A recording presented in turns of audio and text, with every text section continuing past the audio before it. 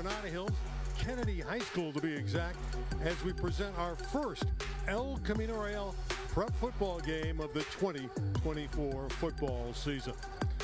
We are at Kennedy High School. We think it's going to be a very good ball game. Kennedy's highly regarded El Camino Real. They have a lot of enthusiasm on campus this year. Hello, everybody. My name is Randy Rosenblum, set to call the play-by-play. These are two football teams that had their moments a year ago. Kennedy won 8 games. They're a city power. They're ranked in the top 10. El Camino Real really started to come on at the end of the year, won 4 football games, and again, they are very excited about this season. Once again, we work with Paul Zabak. We bring Paul in. Paul, I know this is a different El Camino team. They threw it a lot last year, but this season they may run it much more. Well, you know, you have to look at your talent pool, and you have to be able to evaluate what you have available and what they can and can't do. And right now, El Camino has developed a very good offensive line. They've developed very good running backs, and they've got a very young quarterback crew. Not that they can't throw the ball, they will, but they're going to look at the balance that they present, and they're going to take advantage of what's given to them. When you talk about the running back room, it starts with Adrian Walker, number 5. He is Mr. Lightning, and they say he's really stepped up from last year when he played a part-time role. Well, you know, it takes a year sometimes to gain that skill, to gain that confidence, and to gain that awareness of what you need to do when you're running the football. And I think you're going to see a lot of him tonight just doing that, making adjustments when he has to cut, when he's available to do what he needs to do. I think you're going to see that confidence level step up. For the Kennedy Cougars, their quarterback is all city. His name is Diego Montez. He can run, he can throw, he's very talented. Well, you know, when you've got a city quarterback returning, that gives your team a whole different level of confidence. And another benefit that Kennedy has with him are the wide receivers. They're very talented. They have the ability to stretch the field, and he can throw the ball, and if they're not open, he can run it. He's got the power in the legs. He's gained some weight over the year, and he's going to be a force again in 2024. Kennedy and El Camino Real. This is the first of at least 4 broadcasts on LA36 with the Royals. We'll be back with the start of the game. The kickoff for the Cougs and the Royals is next on LA36.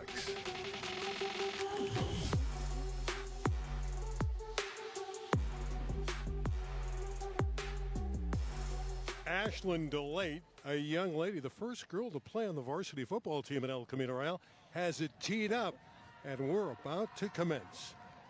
El Camino Real kicking off to the Kennedy Cougars. Kennedy, a very strong team, and again, they're ranked in the top 10 of the city. But there is a feeling that this El Camino team is united this year, but they got to prove it on the football field. We'll see how they do. She advances on the ball, and the season is underway. Excellent return. Flag is out. Rhodes going the distance. Finally tackled inside the 10. Amari Rhodes dropped from behind by Lance Wilson. Well, that was just a breakdown in coverage, Randy. When you look at how the kicking team just broke down, and they just left that gap wide open for that run. Joe Rice is our lead official, and there is a flag out. So we'll see if this one comes back. A brilliant run by Amari Rhodes. There's the officiating crew with Rice and Keon Bell. Dwayne, we like to call him the Rock Johnson. It isn't the same guy. Bevan Grossman and the back judge. Still sorting it out.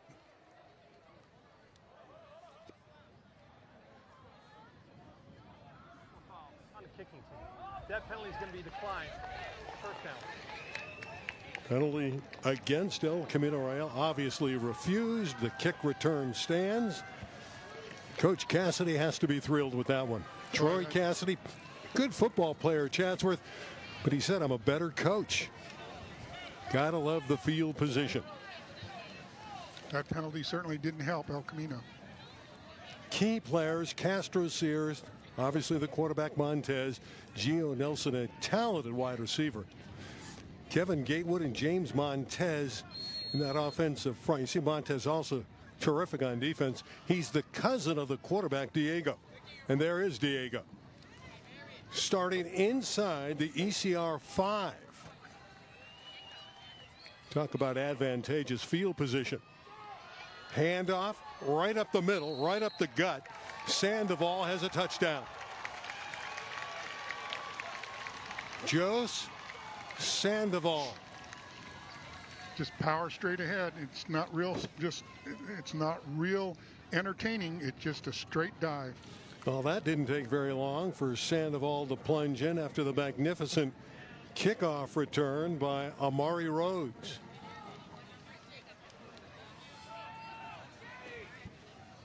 We've played 51 seconds and Kennedy's on the board.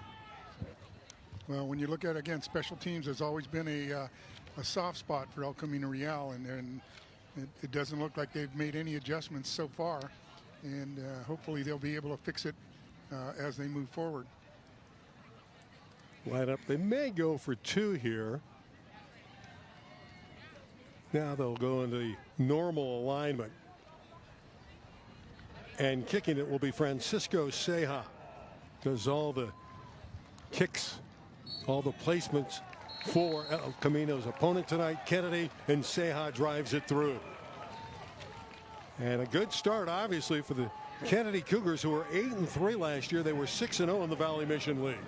Well, when you look at, again, that experience base, and you're bringing back players from a championship team, and you're going to dominate. You're going to be the force, especially not only in their conference, but in the Valley. So Sandoval with Painter on that first carry. A one-play drive after the long kick return by Rhodes. When you look at special teams, it's unfortunate that a lot of coaches don't look at that as being a force in the game, but it is literally 1/3 of a football game, and coaches who look at it seriously are able to save a lot of runbacks. After successfully hitting the PAT, Francisco Ceja to kick off. Ceja, one of the core of wide receivers that's so outstanding, a quick route runner on the soccer team doing the kickoff duty. So he's a dual sport athlete here at Kennedy. Onside kick. It's a live football. Looks like Kennedy has it. They recover the football. Number 25, Dylan Laxon with the recovery. Another special teams error, and you know, again, 1/3 of your game is special teams. What a start. How about that gamble by Cassidy to try the onside kick? Well, he saw that El Camino alignment wasn't as tight, and as soon as they kicked it, they dropped back, and it just opened it up for Kennedy recovery. How about field position? They get a kick return to the Cougars inside the 5. Now they get the successful onside delivery. And again, terrific field position for their quarterback. And he usually takes advantage, Diego Montez. Starting from the El Camino Real 42.5-yard line.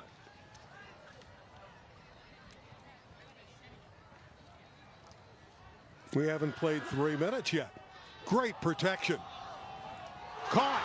Nelson, touchdown. Gio Nelson. Well, that's, you're looking at an all-city quarterback and a cadre of wide receivers. They showed a lot of that last week against Harvard Westlake, where receivers were getting deep and they stretched the field, as we talked earlier, and you see the result. Well, Gio Nelson had a 50-yard touchdown reception a week ago in their scrimmage against Harvard Westlake. Hauls that one in. He caught 4 touchdowns a year ago, 616 yards of real estate, and was all city. So that was all city to all city. Yeah, that's a threat to be reckoned with. That's what you're dealing with tonight. 13-0. We haven't played 4 minutes. Ceja on again.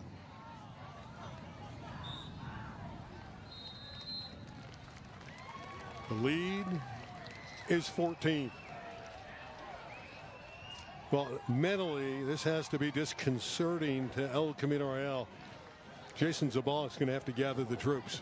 Well, you're looking at a young team. They're developing. They lost a lot of kids to graduation, and you see the ability of Montez to just put the ball up. Nelson is a gifted wide receiver. They've got a couple of them on that roster. He's not going to be alone tonight.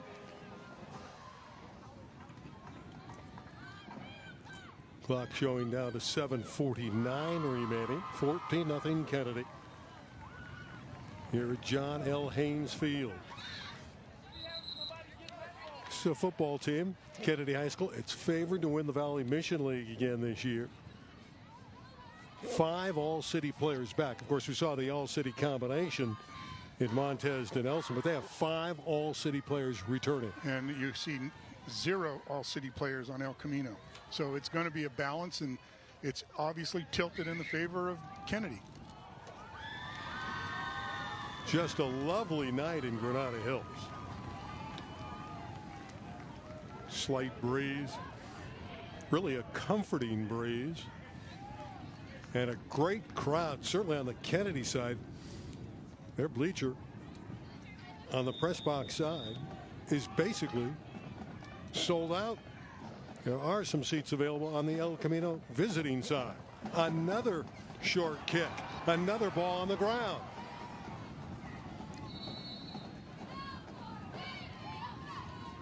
This time it looks like El Camino may have recovered the ball.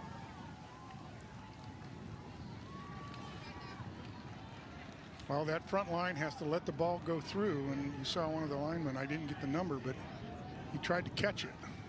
Key players for the Royals. Cagua, outstanding defensively in the secondary. You're going to like Nick Genovese. Genovese is a powerful running back. Had a touchdown in their scrimmage a week ago against Oak Park. Malik, who plays both sides of the ball. Bocaz, who had 4 interceptions. We talked about Adrian Walker on the pregame.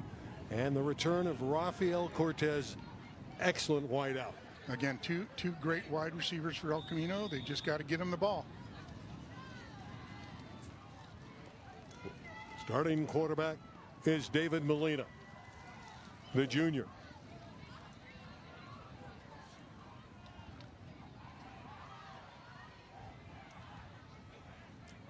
Very long signal count. Walker's in the backfield joining Molina.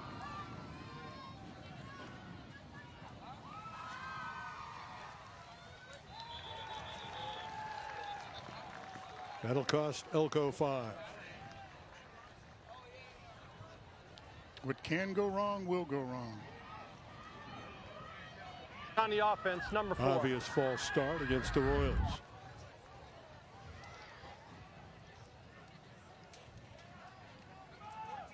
Again, they took a long time to make the call, and they just literally had their signals crossed.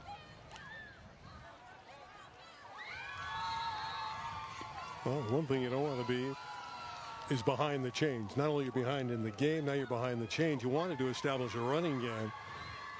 Still want to stay with the running game if you can, but you don't want to lose contact by falling too far behind, and that one's nearly picked. Carter was closest to the football. Javon Carter, the free safety. Guy who loves contact. Well, when you're looking at El Camino's offense, last week they ran the ball pretty well against Oak Park, and they ran zone schemes, and they were able to make yardage. I'm surprised they came out throwing right now. Coach Hayashida is really trying to establish a game plan, and I'm surprised they went away from the run. Molina's a very hard worker, quiet leader, second year playing football, so he's just a baby to the sport. Well, the whole team's very young, very inexperienced. Down 14-0, 6.5 minutes remaining in the opening quarter. Randy Roseboom with Paul Zabalik in Granada Hills at Kennedy High School. How exciting is it to have the first game of the year? The football season is here. Your excitement is overwhelming, Randy. I'm so happy to be part of that. It's contagious to hear you get so thrilled about this. First possession of the season for El Camino. The offense didn't get out there, and they were looking up at the scoreboard. They read 14-0 Kennedy. Well, That's why they play the game. Let's see how it moves forward. Anything can happen. That's why the ball's funny shape. It bounces. But we saw them a year ago at Taft fall way behind and rally back and win it. They were down, I think, 17 in that game and won it. They were down several games last year, and they were able to come back. Yeah, that was their moniker. They rallied up.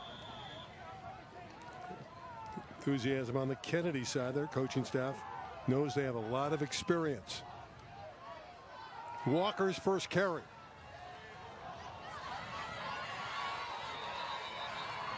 He's bottled up. And he lost the ball, and it goes to Kennedy. I don't know how to comment on that one. I just, you get speechless after seeing so many mistakes here. Adrian's been so good in the workouts. He was great against Oak Park and first handle of the year, and he loses it. It's just not going for El Camino right now. The planets are not lined up for him.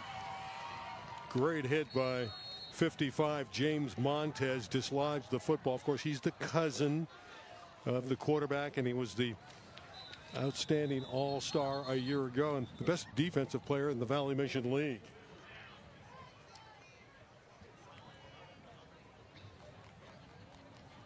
First foul whistled against the Cougars. Procedure.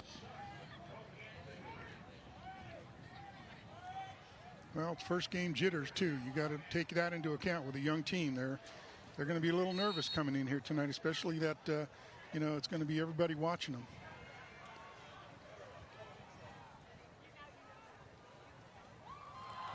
Sandoval right up the gut. Nice chunk to the El Camino 45. Boy, he just had a gap in that line, and he was just burst speed. Once he got moving, he was tough to take down. Kennedy on the prowl once again. Again, we expected a hard-fought battle. And early on, Kennedy is owning the line of scrimmage. Sandoval again with running room. They just ran the counter, and just opposite of what they ran the first play, and again made yardage. Tackle from Saeed Tamim. There's Josh Sandoval.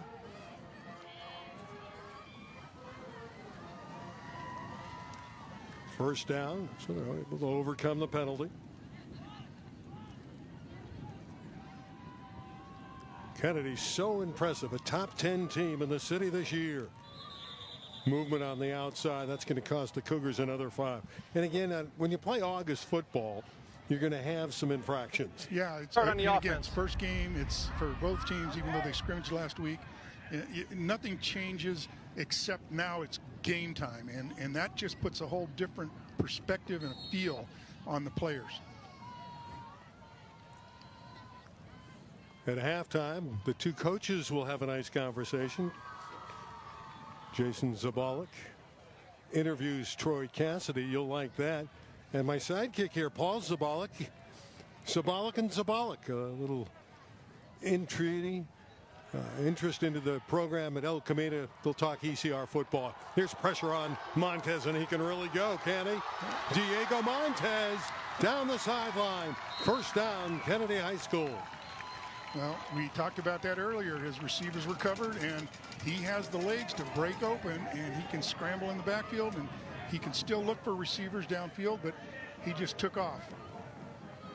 You see his skills here, don't you, Paul? There you go. And again, you see the motion, you see the movement, you see the skill, and then he sees the opening and just takes off. First down at the 16-yard line of ECR. Montez is fun to watch. Very confident player, stronger than he was a year ago. And he was all city. But he's put on some weight. And he's also a sprinter on the track team. Yeah. Runs on the sprint relay squad.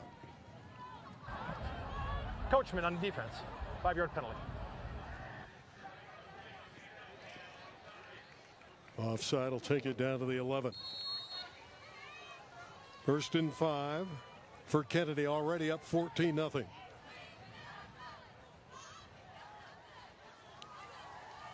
Cassidy's team mighty impressive.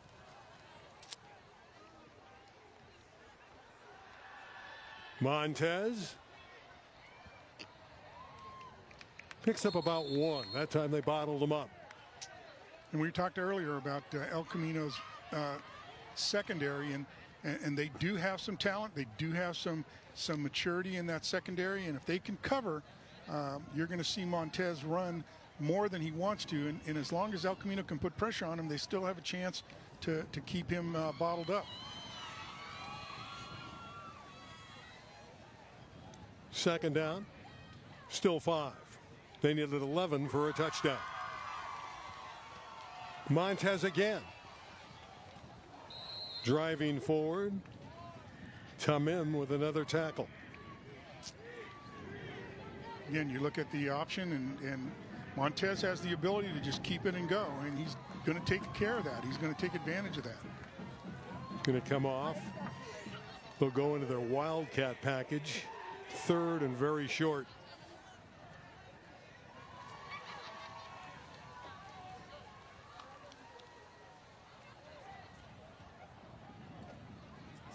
Gio Nelson, that fine wide receiver, already with a touchdown, will be the Wildcat quarterback, and he'll run. Gio Nelson, touchdown. Made it look easy. Already 2 TDs, 1 catching it, now running it in for Gio Nelson. And there's a lot to be said for talent, and you're seeing it on display tonight with Kennedy. Those young men can really put it together, and they're going to be a factor in LA City football this year. 20-0. Seha already hit 2 PATs. Number 13's out there. And festive atmosphere certainly for Kennedy early. I think Troy Cassidy, the head coach of Kennedy, would be surprised by how well his team's playing so far. He expected a tough outing against El Camino. It's a 21-0 game. Seha 3 for 3 in PATs. Well, it's going to be a challenge for, I'll tell you, for Coach Cassidy to keep his key players in this game. If they keep scoring, again, that's talent. That's just pure skill moving forward, and he wasn't even challenged.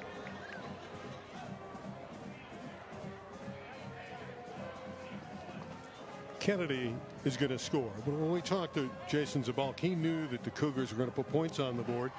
El Camino is going to have to match him. So, Paul, what do they do here? They have to score some points because it's obvious Kennedy is very, very potent offensively. Yeah, what El Camino has to do, in my opinion, is that they got to settle down. They got to take a deep breath and just start to execute their plays. Don't make mistakes.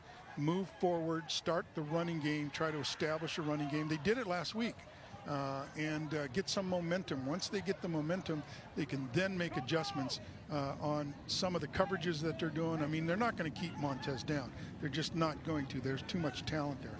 But they just have to keep focused, and they have to keep positive that they can do things that are going to move the ball forward and maybe get a score. Well, El Camino will get their hands on the ball again, but they're down 21 already. Seha's been busy. Yeah.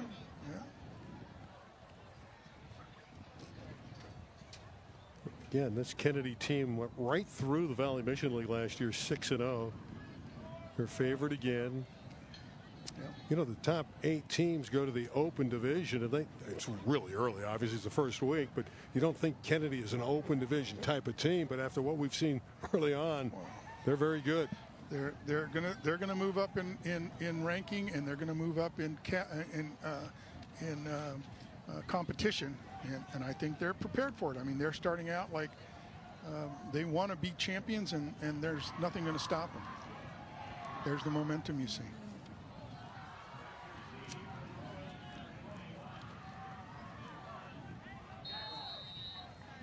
El Camino's finally moved up some people to make a hands team for another onside kick attempt.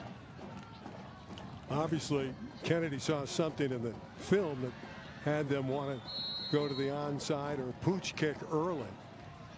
This one was brought in. Finally, Adrian Walker made the play, went down, and ECR's offense will come out and see if they can get something going. 21-0 down.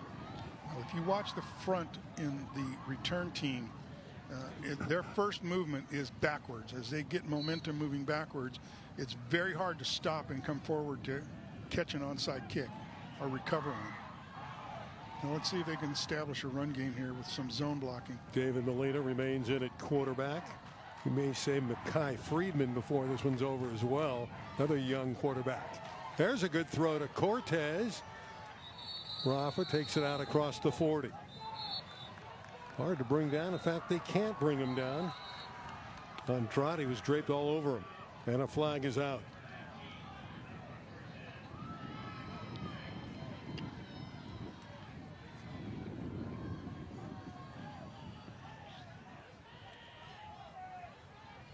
Unsportsmanlike, number 18. This foul going against Kennedy. This is a confidence builder, I think, for this quarterback, even though it's a short route. Yeah, well, they threw a lot of that last week against Oak Park, and it works. And again, Rafa Cortez, he's a factor. He's not giving up, and he drew the foul. You hear the old expression, play till the whistle, and when the whistle blew, the defender didn't stop. So the unnecessary roughness takes it down to the 43-yard line. It would do ECR well to bounce back and get a touchdown here. Down by 3 scores. They need a positive mark. Gonna have a timeout on the field. A little life here after that throw. 3:43 left in the opening quarter. Again, a lovely evening in the West San Fernando Valley. Not sure what Coach Cassidy was down on the field talking to the white hat.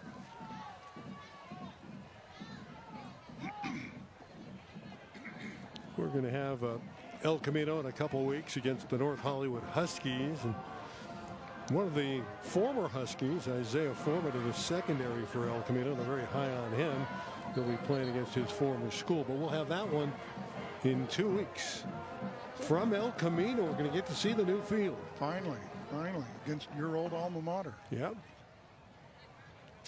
And again, the teams are going to the sideline. I wonder what the discussion is. They're not sharing. You know, last night I happened to go to the modern-day Corona Centennial game in Santa Ana. They had a number of occasions where players came off the field. I believe it was because of mouthpiece.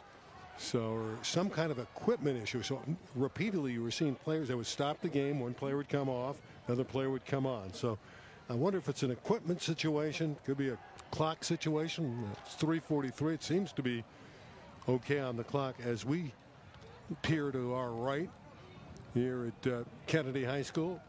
So I don't think it is a clock issue for whatever reason. Maybe it's back-to-back timeouts. Maybe one coach called a timeout and then the other coach countered.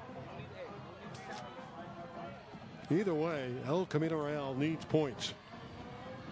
Anthony Parham, number 21, has checked in. There he is. It's a balanced El Camino team. You look at him, don't have the superstars, but Jason Zabalk thinks he's got a lot of good players this year. Well, again, they're going to have to mature and they're going to have to grow very quickly in this league. It's a very competitive West Valley, and it's going to challenge. It's going to challenge these young men, and it's going to challenge the coaching staff. Every week is going to be a battle. They do have a quarterback, and Arturo Acevedo, who's not healthy, won't play tonight. Probably will be ready to go against Heritage Christian next week, that they're very high on. Well, you got a young man who's a transfer coming into a new program with a lot of skill and a lot of talent. He played very well last year. And bounced around to a couple schools in his career, and he's going to walk in as a senior, I believe, and he could be a force. Again, we're looking at this league game, and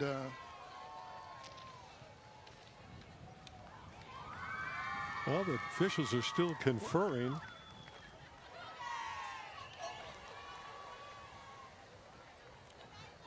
So it has to be, in my mind, a clock situation. It's a good guess. It's all we can do right now because we're far away from where they are. And is he going to announce? Is the ref going to announce what the problem is? Whatever it is, Troy Cassidy, you said you didn't know what Cassidy was talking about. Right. Obviously, whatever he saw, they've tried to remedy.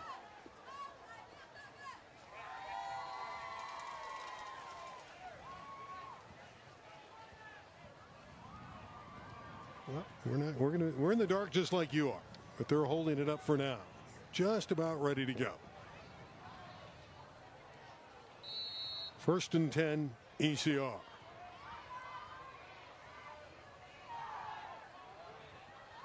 Again, intended for Cortez, and it was an errant throw.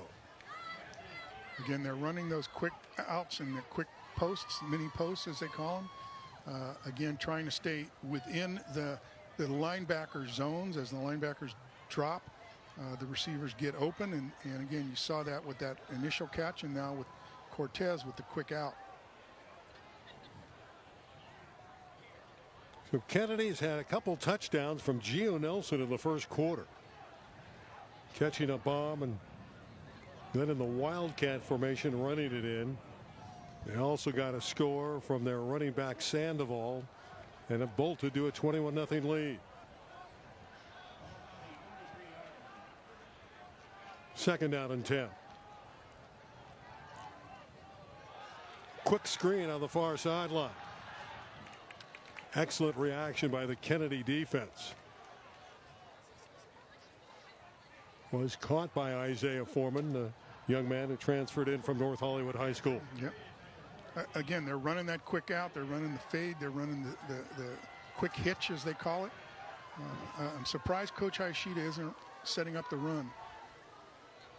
3rd and 7.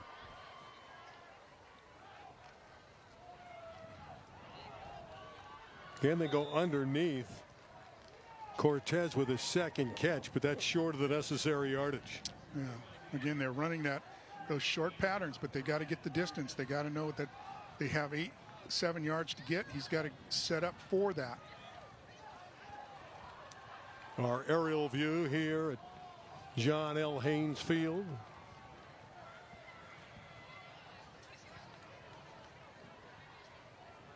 Now the 2:45 and the clock running here in the opening quarter, and it's 4th down and about 5 to go.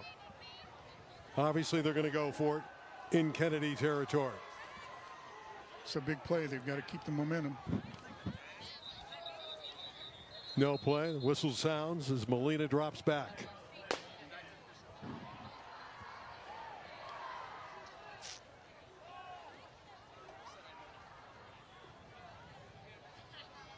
Ball start on the offense. Those are killers, because now you're looking at 4th and 10.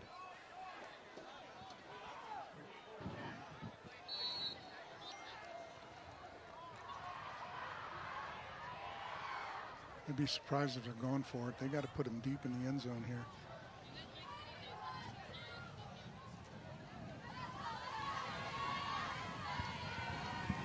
Offense is staying out there for the time being. Keep in mind, though, David Molina could punt the quarterback. He is a capable punter. So number 9 has the option, and he will punt it away. Good. It was a good call by Coach Sadalik.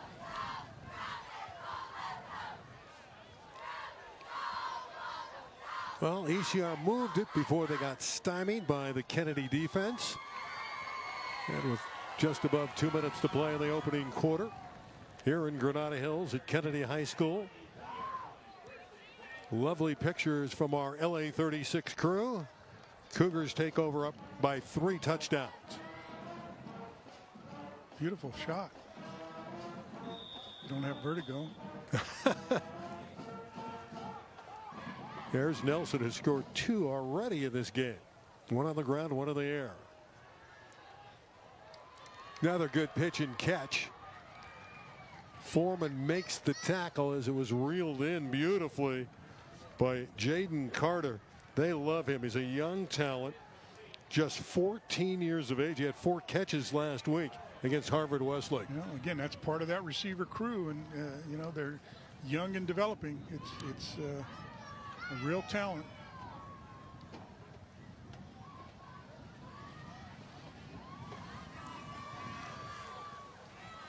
Second and short. Trips to the right. The run right up the middle. And with it is Justin Sears. They like his quickness and his ability to hit the hole. A former wide receiver who was moved to the running back spot. Well, again, Montez had trips on the right side, and that gave you the whole perspective that he's going to be throwing deep and then hands it off inside. And El Camino was ready for it. Their defensive line is very capable. They just need more experience. Was good enough, though, for the first down. So Kennedy does move the sticks. Coming around is Amari Rhodes. That's better defense. Terrific job by Anthony Parham. Yep. Again, you got a young junior player who's got quickness and speed on the outside, and he was able to cut off that outside run.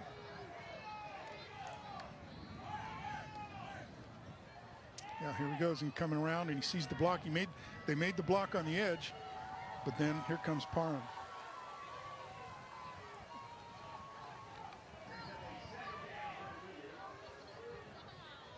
El Camino loves their secondary. Yep. Athletes in the deep four. Draw. Nice chunk there, going right up the middle. Running hard with the football is Martin Trujillo, second year on the varsity. Productive running back a year ago.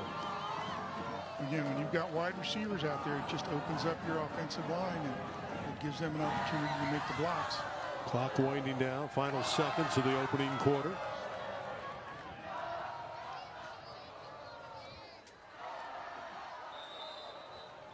Flags are up, but it looked like, at least from the scoreboard, that we were down to 3 zeros. See if they wave this off and say it's the end of the quarter. Yep, that's what's going to happen. So they do wave it off. It is the end of the quarter.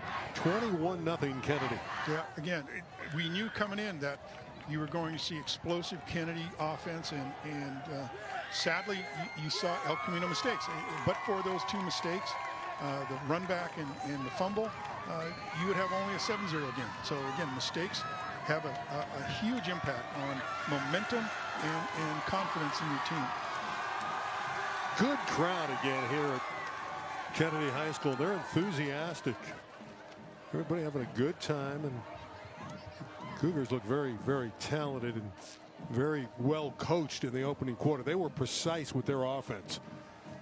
Yes, they were. And again, they've got a very competent coaching staff. As a matter of fact, I know 3 of the young men that are on that staff, and we were greeted when we came in.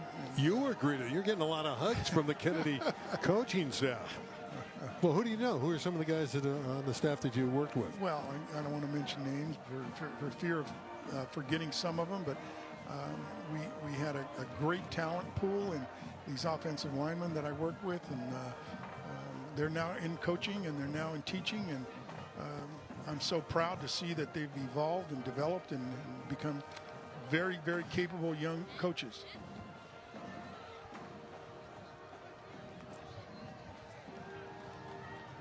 Sunset was right around 7:30 tonight, so it's still dusk in the West Valley, but now the lights are taking effect at John L. Haynes Field.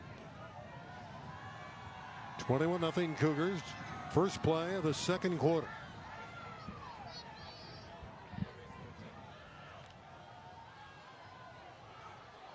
Third down at about 5.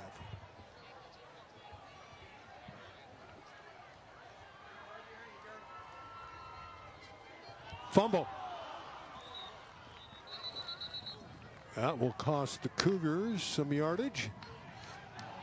It was nearly turned over. Getting there quickly, it was Takaya Campbell of El Camino. He nearly recovered it, but it was taken in by Kennedy, and it's 4th down. So a nice defensive stop by the Royals. Well, you know, again, you've got an opportunity to turn the clock, and you've got an opportunity to turn the momentum. This is what needs to happen. And El Camino now's got to stay in a drive or two. Loss of a couple. It's 4th down and nearly 7. Just 45 seconds into the second quarter.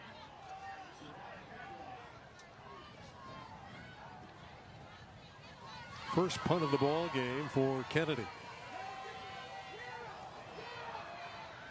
And rolls by Parham.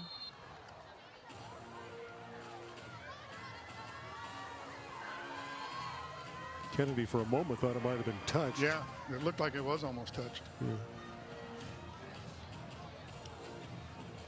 Will be Royal football.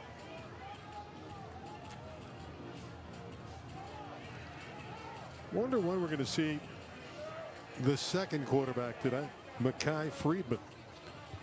He wears number 12, pitcher on the baseball team. Good size, 6'2". Eager to learn, but for the time being, they're going to stay with number 9, David Molina. See if they'll run the ball.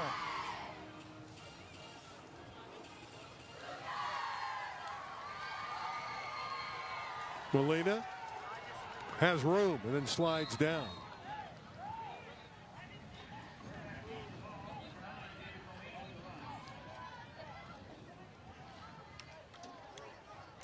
Hernando Lopez was in front of him, and smartly he went down.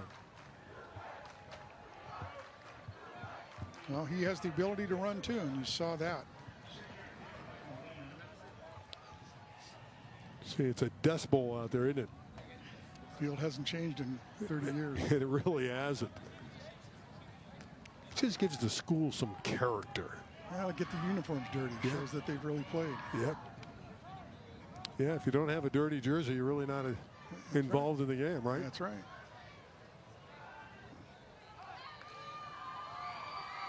Second down play, and Walker's bottled up again. No chance. Great defensive stand once again by Kennedy. Leading the charge was Kevin Gatewood, an all-city defensive lineman. Yeah, and Kevin was unblocked, and again, that doesn't help you when you don't block somebody. At least get in their way, and he's going to make a quick tackle. Royals looking at third down. About 4 to go. Well, Cortez has caught a couple passes already this evening, so you might wonder if they'll go to him. He would be their #1 target, one would assume. But he's got to get beyond the sticks. He's got to be able to get that position. He caught 9 a week ago in the scrimmage against Oak Park. Number 19 is a tremendous receiver. He's 1 of 3, and now 4 on the flanks. He's to the near side. And another stoppage in play. Another timeout. Was that called by El Camino? Okay. They got to get their bearings. They got to make sure they're literally, the cliche, on the same page. Well, they're looking at third down and 4. I will say this: after falling behind quickly 21-0, mentally they're a little bit more back into the ball game, but they have to get something done offensively. Well, again, they've got to sustain drives. They've got to come out and they've got to put first down, and that gives them confidence. And you're not seeing that. Coach Ishida, he's the offensive coordinator, and he's calling pretty much scattered plays, and there's not consistency in the play calling. But we'll see if it changes. Well, it's tough to be consistent against a defense that has 2 tremendous players, James Montez, 55, and number 50, Kevin Gatewood. Montez was the defensive lineman of the year in the Valley Mission League a season ago.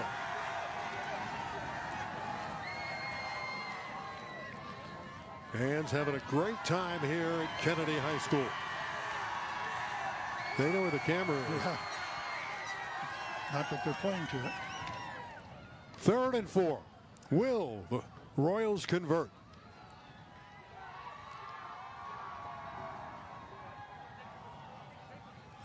Throwing underneath, and a good catch by Cortez coming back to give him the first down.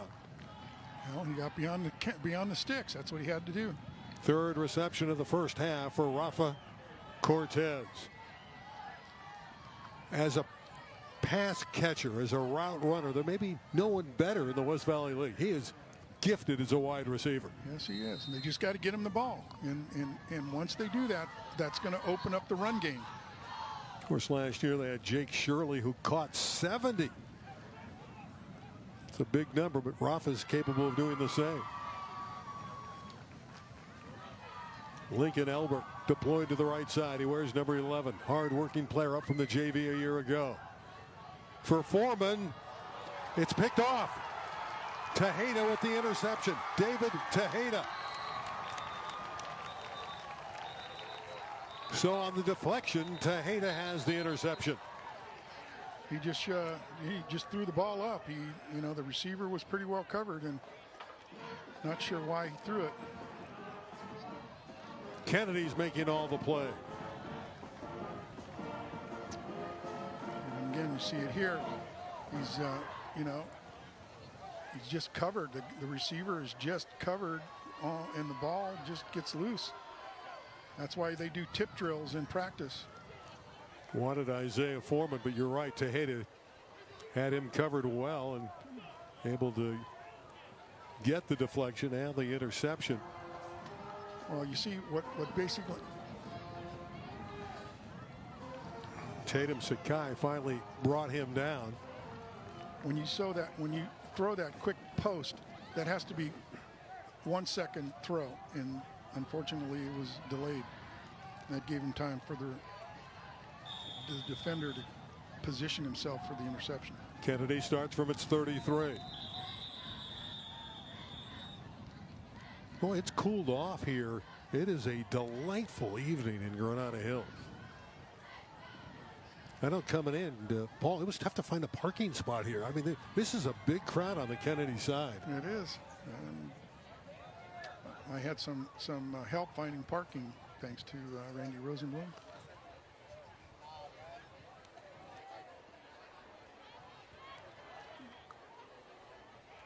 Well, if you're El Camino, you need to make another stop.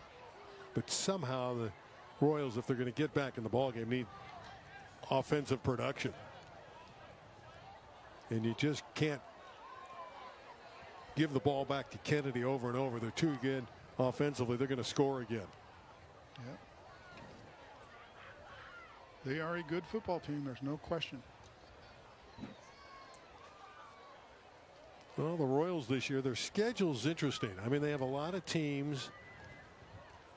You look at the schedule and you go, well, I could go either way. So this was a game coming in that they were underdogs. I don't think there was any question about it. But down the road, we mentioned the North Hollywood game. Heritage Christian could be competitive next week. Franklin, which lost last night to Granada Hills, will come to El Camino. They have a great quarterback to Franklin and Cuevas. Speaking of a great quarterback, here goes Montez. Diego Montez again ripping off a big gain. He's finally dropped by Kona Malig and a late flag.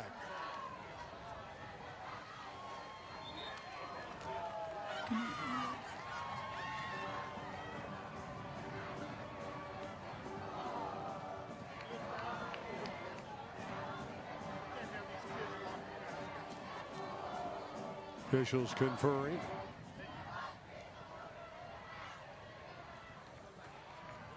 Play. First down.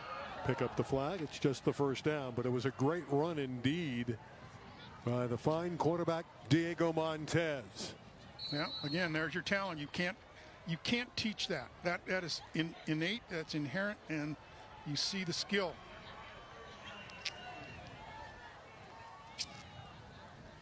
Montez changing field position in a hurry. Now the delay. Sandoval ripping off a big gain. From behind, he's dropped by Mason Lewis. Up from the JV a year ago. Very disruptive defensive performer for the Royals, but he got there late. And Kennedy is marching again. Again, all on the legs of Montez, basically. Those two big offensive linemen, James Montez and Kevin Gatewood on the left side of the line, are very good. Diego Montez in trouble, and he's sacked. They finally get to him. 56 got there. That's Emron Wardick, the junior. You know, and we talked about that earlier in pregame when we were talking to the coaches, and one of the things that we said that basically they have to put pressure on Montez. They have to make him throw the ball and force the pass. and contain him. And if they can do that, they have a chance.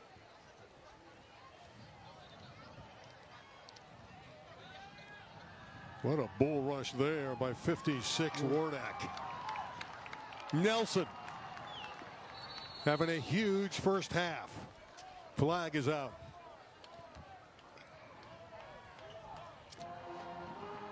Holding possibly.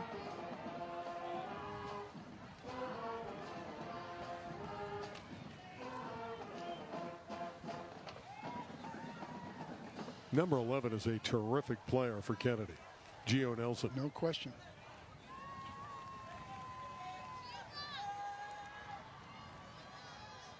Kennedy's retreating. This one's coming back. I didn't see the call.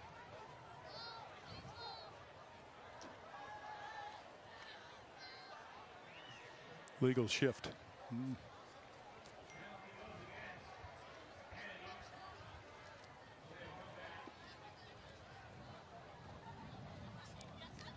Kennedy will try it again, wiping out a big gain there. It's almost as if Kennedy can score at will, or they just get the big gainers. It's nothing methodical about it. Just give the athletes the ball and let them play. Play they have. Again, 21 first quarter points. Scoreless second quarter to this point. Played 5 minutes and 20 seconds of the second stanza.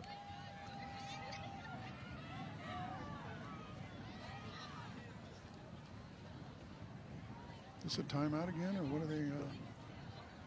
No, they're lining up the chain gang on the far sideline after the penalty.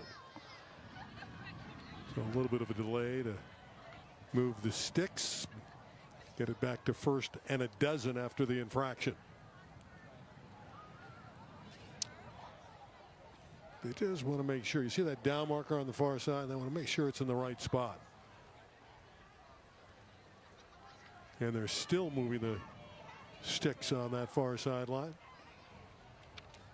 Well, it appears that the referee's crew is also having first game jitters.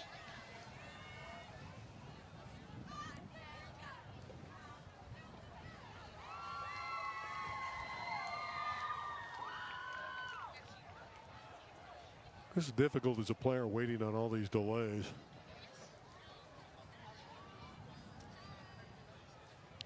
They want to make sure, though, that they have the down and distance correctly displayed for the coaches on that far sideline.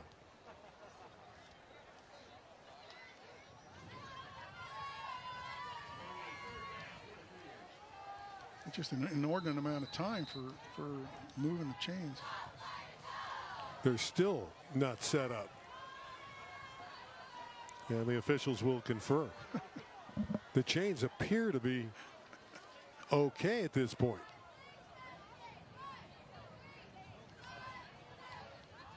And you can see a conversation going on with the crew. They just want some extra TV exposure, and they're getting it. Yeah, it's all about the refs and all about the umpires today.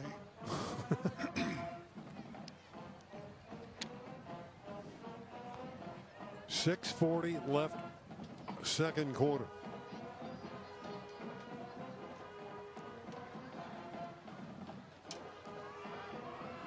And again, this now cannot be about the sticks. This has to be another situation that they're chatting about. I have no idea what it is. It's hard to tell from And they're not without sharing. an explanation. They're not sharing. Well, they're ready to go finally.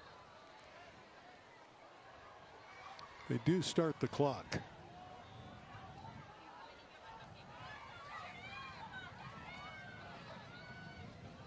It is a first down play. Driving forward is number 26, the fine running back Sandoval. Guy who's maturing. Had injury issues a year ago. But he's healthy this year and having a very nice first half to begin the year. Yeah, Julian Pasqueta had a chance to drop him for a loss, but couldn't wrap him up. 6 minutes left, so we're at the midway stage of the second quarter. Montez protected well.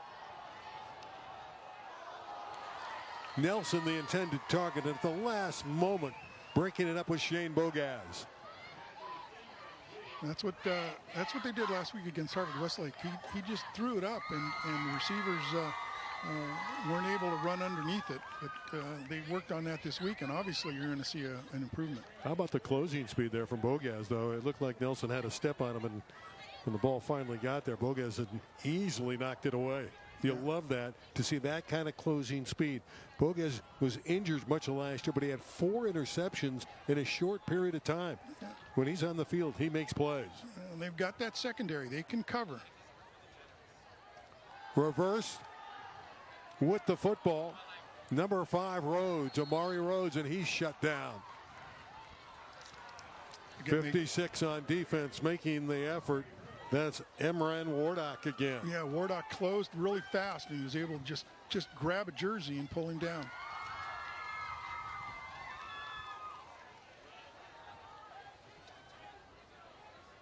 Nice job of playing off the block, wasn't it? Yeah. It's almost how you draw it up.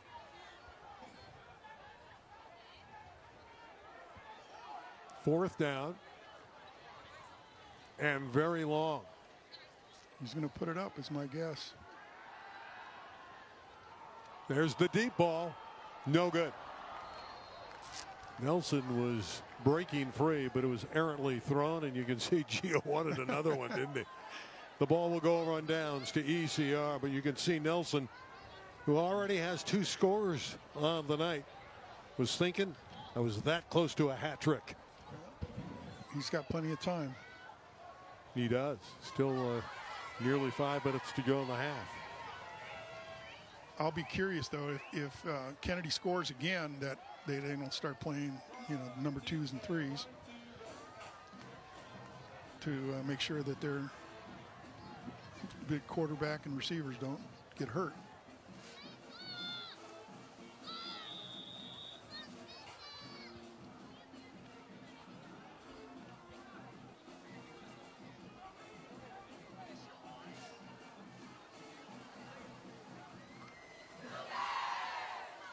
Handoff, not a whole lot of running room. Kennedy has done a nice job shutting down the ground game to this point. Walker picked up a couple there, but no major creases. Adrian Walker, and again, he's going to get a lot of touches this year for the Royals. Now Kennedy opening up tonight at home against ECR. They have a tough game coming up. They have to play one of the top powers in the city in San Pedro on 8/29. That will not be easy. Anytime you're playing Marine League teams, that's a tough draw. Then they got Calabasas on the road and Granada Hills. So they have the schedule in front of them to make some noise. Well, if they win out, then they're clearly going to dominate the open section of the city. That's going to be a very challenging schedule for them. Well, they've been up to the task so far tonight. El Camino has the ball. Second down play. Up to the sideline to get the call from Rick Hayashida. And here we go. Again at halftime, we'll have Zabalik talking to Zabalik. Paul chatting with head coach Jason Zabalik and Troy Cassidy and Jason Zabalik, the 2 head coaches, breaking down their 2 football programs. And again, a negative play. And there's number 55, Montez. James Montez. He's a football player. Well, he's also unblocked. And again, you become an all-world player when you don't get blocked. And they just missed him. They didn't hardly touch him and stop his forward momentum. So he's going to be in the backfield.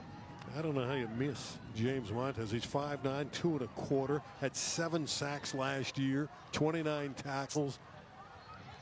And again, the defensive lineman of the year in the Valley Mission League.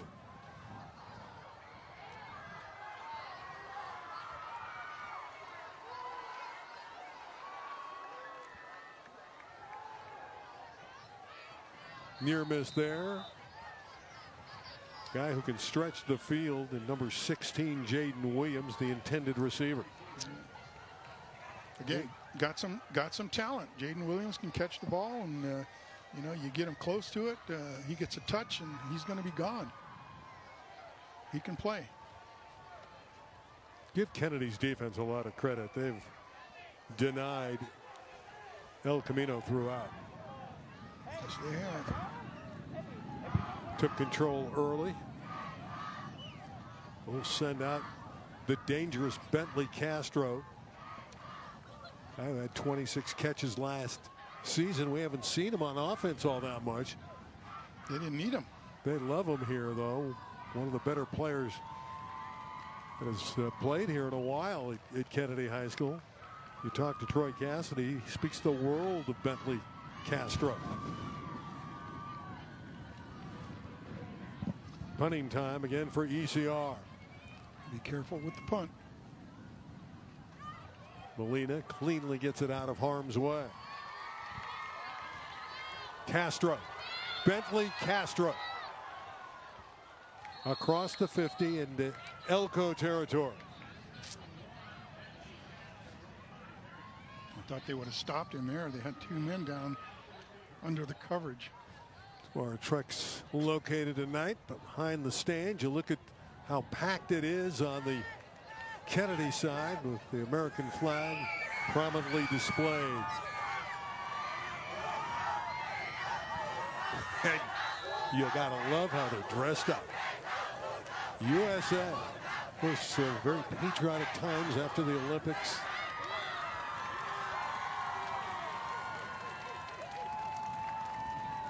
Great pictures tonight in Granada Hills. The handoff goes to number 3, Justin Sears. And Justin Sears with a big chunk. Justin Sears dropped from behind by Mason Lewis. That's a very talented offensive line that Kennedy has put together, and you just open holes, and the speed of the backfield just take care of it and takes advantage of that. There's nobody stopping him. There's not even a touch. Final 90 seconds of the first half, so Kennedy's battling the clock as well as the ECR defense.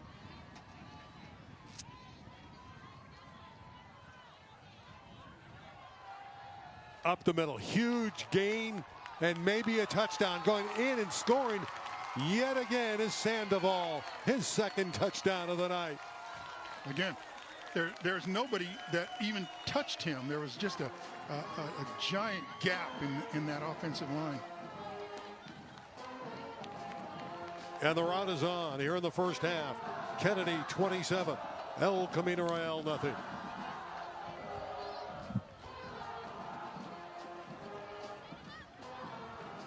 And as I said, I think you're going to start to see Montez come out. I think you're going to see the various star players come out and let some others take some reps. There's no reason to keep your star players in with the score this high. Seha's PAT has performed well again. It's a 28-0 ball game.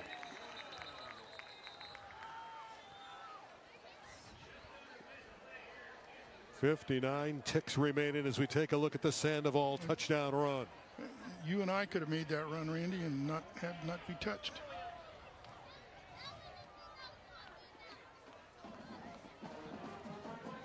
It's been a dominating performance. Oh. From start to finish, right out of the gate, they jumped to an early 14-0 lead. And they have not let up. There's been one of the prominent players in Gio Nelson.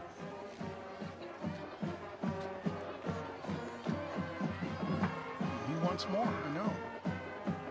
Well, you saw him before. He had a ball close to him. He nearly had that third touchdown, and how disappointed he was. And you love that in an athlete, don't you? That you do. He wants more. He's not more. satisfied. No, give me more.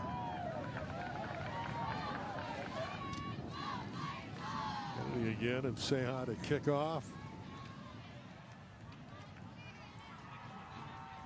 Again at halftime, Zabalik and Zabalik. And Troy Cassidy. And it was a pre-recorded interview with the two coaches. And fun to hear the two coaches chat with one another. Two of the nicer guys in the business. in the coaching fraternity. This one is returnable for Parham, but that's good coverage. Sears got down there, number 3. My guess is you're going to just see them kill the clock now and just run it out. Not risk a fumble or a turnover. You gotta love the enthusiasm that Sears is playing with. Look at him, he's fired up. He is one pumped up guy.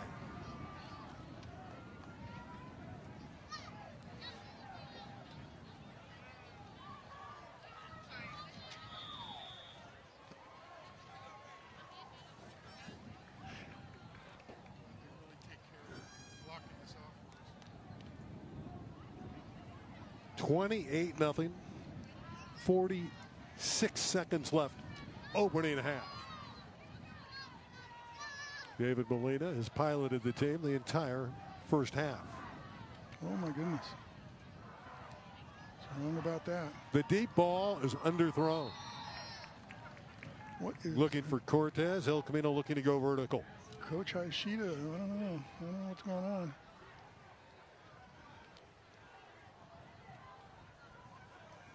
Well, they have not been able to establish the running game. No. They haven't been able to do anything offensively, quite candidly. Well, that's my point, is that there's not been any consistency in any drive. They run, they throw, they run, they throw. There's no consistency in how they're developing their play calls. Well, they do have an issue. They're trying to somehow block James Montez, and they haven't been able to do that. And he's disrupted a lot of the potentiality of the El Camino offense. Second down and 10. You can see that it's a clock issue now. Just 38 seconds remaining. First half. That one is caught on the far sideline. Accurate throw there to Chase Jackson. I guess he didn't go out of bounds. Sure looked like he did. That was thrown by Mekhi Friedman. So he has come in for the first time, and Friedman completes it. Yeah. We expected to see Mekhi. Mentioned it earlier. He's a guy just so eager to learn. Young quarterback, only a 10th grader.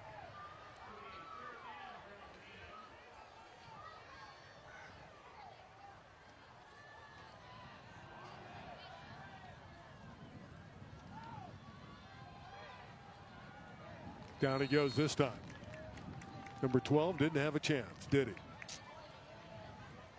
And there's that pressure from the interior. 55 is always around the ball, Montez. Yeah, he is. Again, he's just dominating that defensive line and doing whatever he wants to do with Elko's offense. Well, that's the end of the first half, and it was a great one for host Kennedy. Up 4 touchdowns. 2 of them from Gio Nelson, 2 of them from Gonzalez. And they are thrilled of what they accomplished in the first 24 minutes. And again, dominating all-city championship team coming back in, starting the season, and you're seeing it right on your screens. All right, it's time for our halftime. Jason Zabalik, take it away.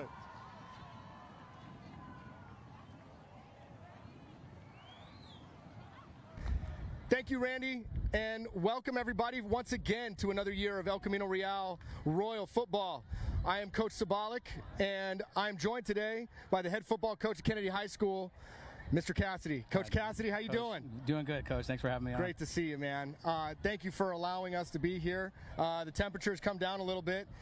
We left the San Fernando Valley. I think it was, pretty close to 100, and we're in the black of the wet bulb globe readings. I don't know if you guys have to deal with that yes, here we do. on Every natural day. grass every day. Yes. So it's something that we have to deal with nowadays with city section football. We have to measure the heat, temperature, make sure that we're appropriate for the kids' health and safety. But at the end of the day, there's a lot of work that goes into that and making sure that if you need to kick back practices. So you guys you've been okay with the heat? Yeah, we actually had a couple morning practices at 5:45 a.m. this week to make sure that we can get it in and get the stuff we need to do on the field. Fantastic. I was done in the spring waking up at 5:30 in the morning, so I'm glad you were able to do it.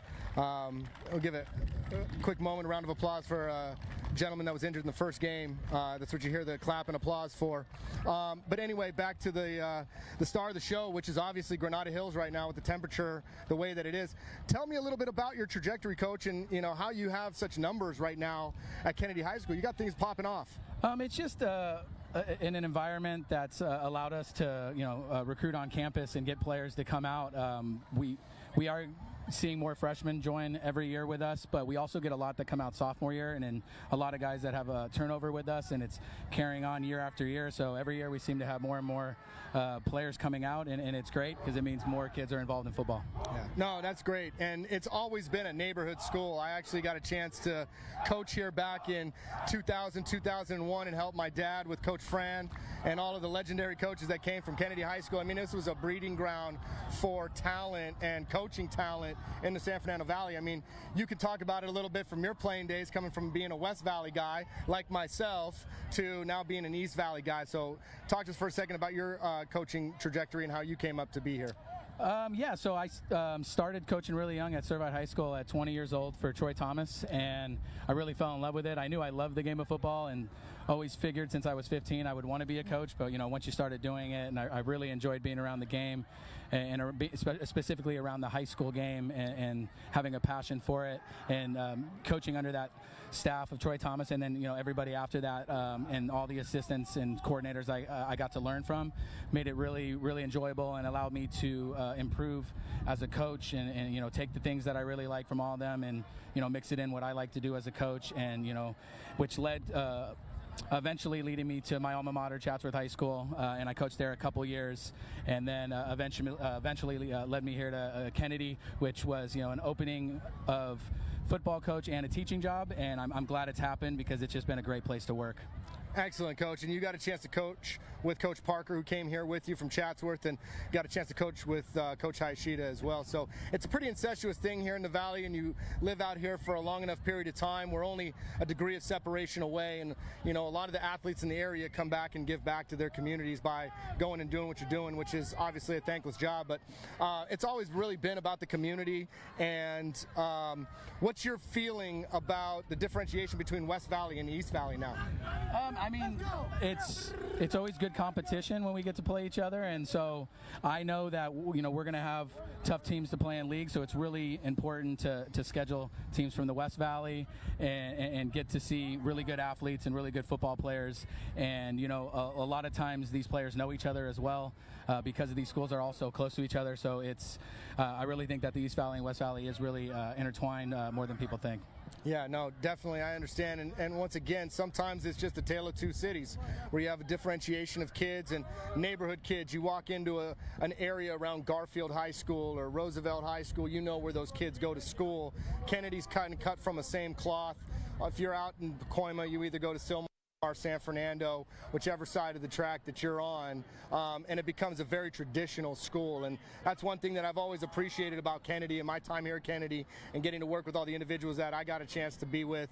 I like to call them the dinosaurs. They'll probably get mad at me for that one, but we're going to talk to one here in just a moment. But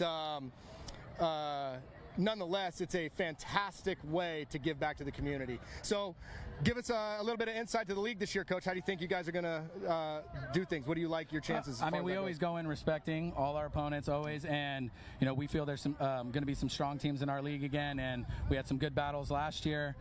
We obviously hope to come out on top again, but it's going to be focus every week and getting ready to go, and we have to play well on Friday nights because like you said, or like we talked about, there's good football here on this side of the valley. Yeah, for us, there's no other game besides game one. I can't even worry about the gauntlet that we have to face in the West Valley. And tonight we got to pass a test of I guess a really quality staff and a quality football program. And I commend you for everything that you've done here.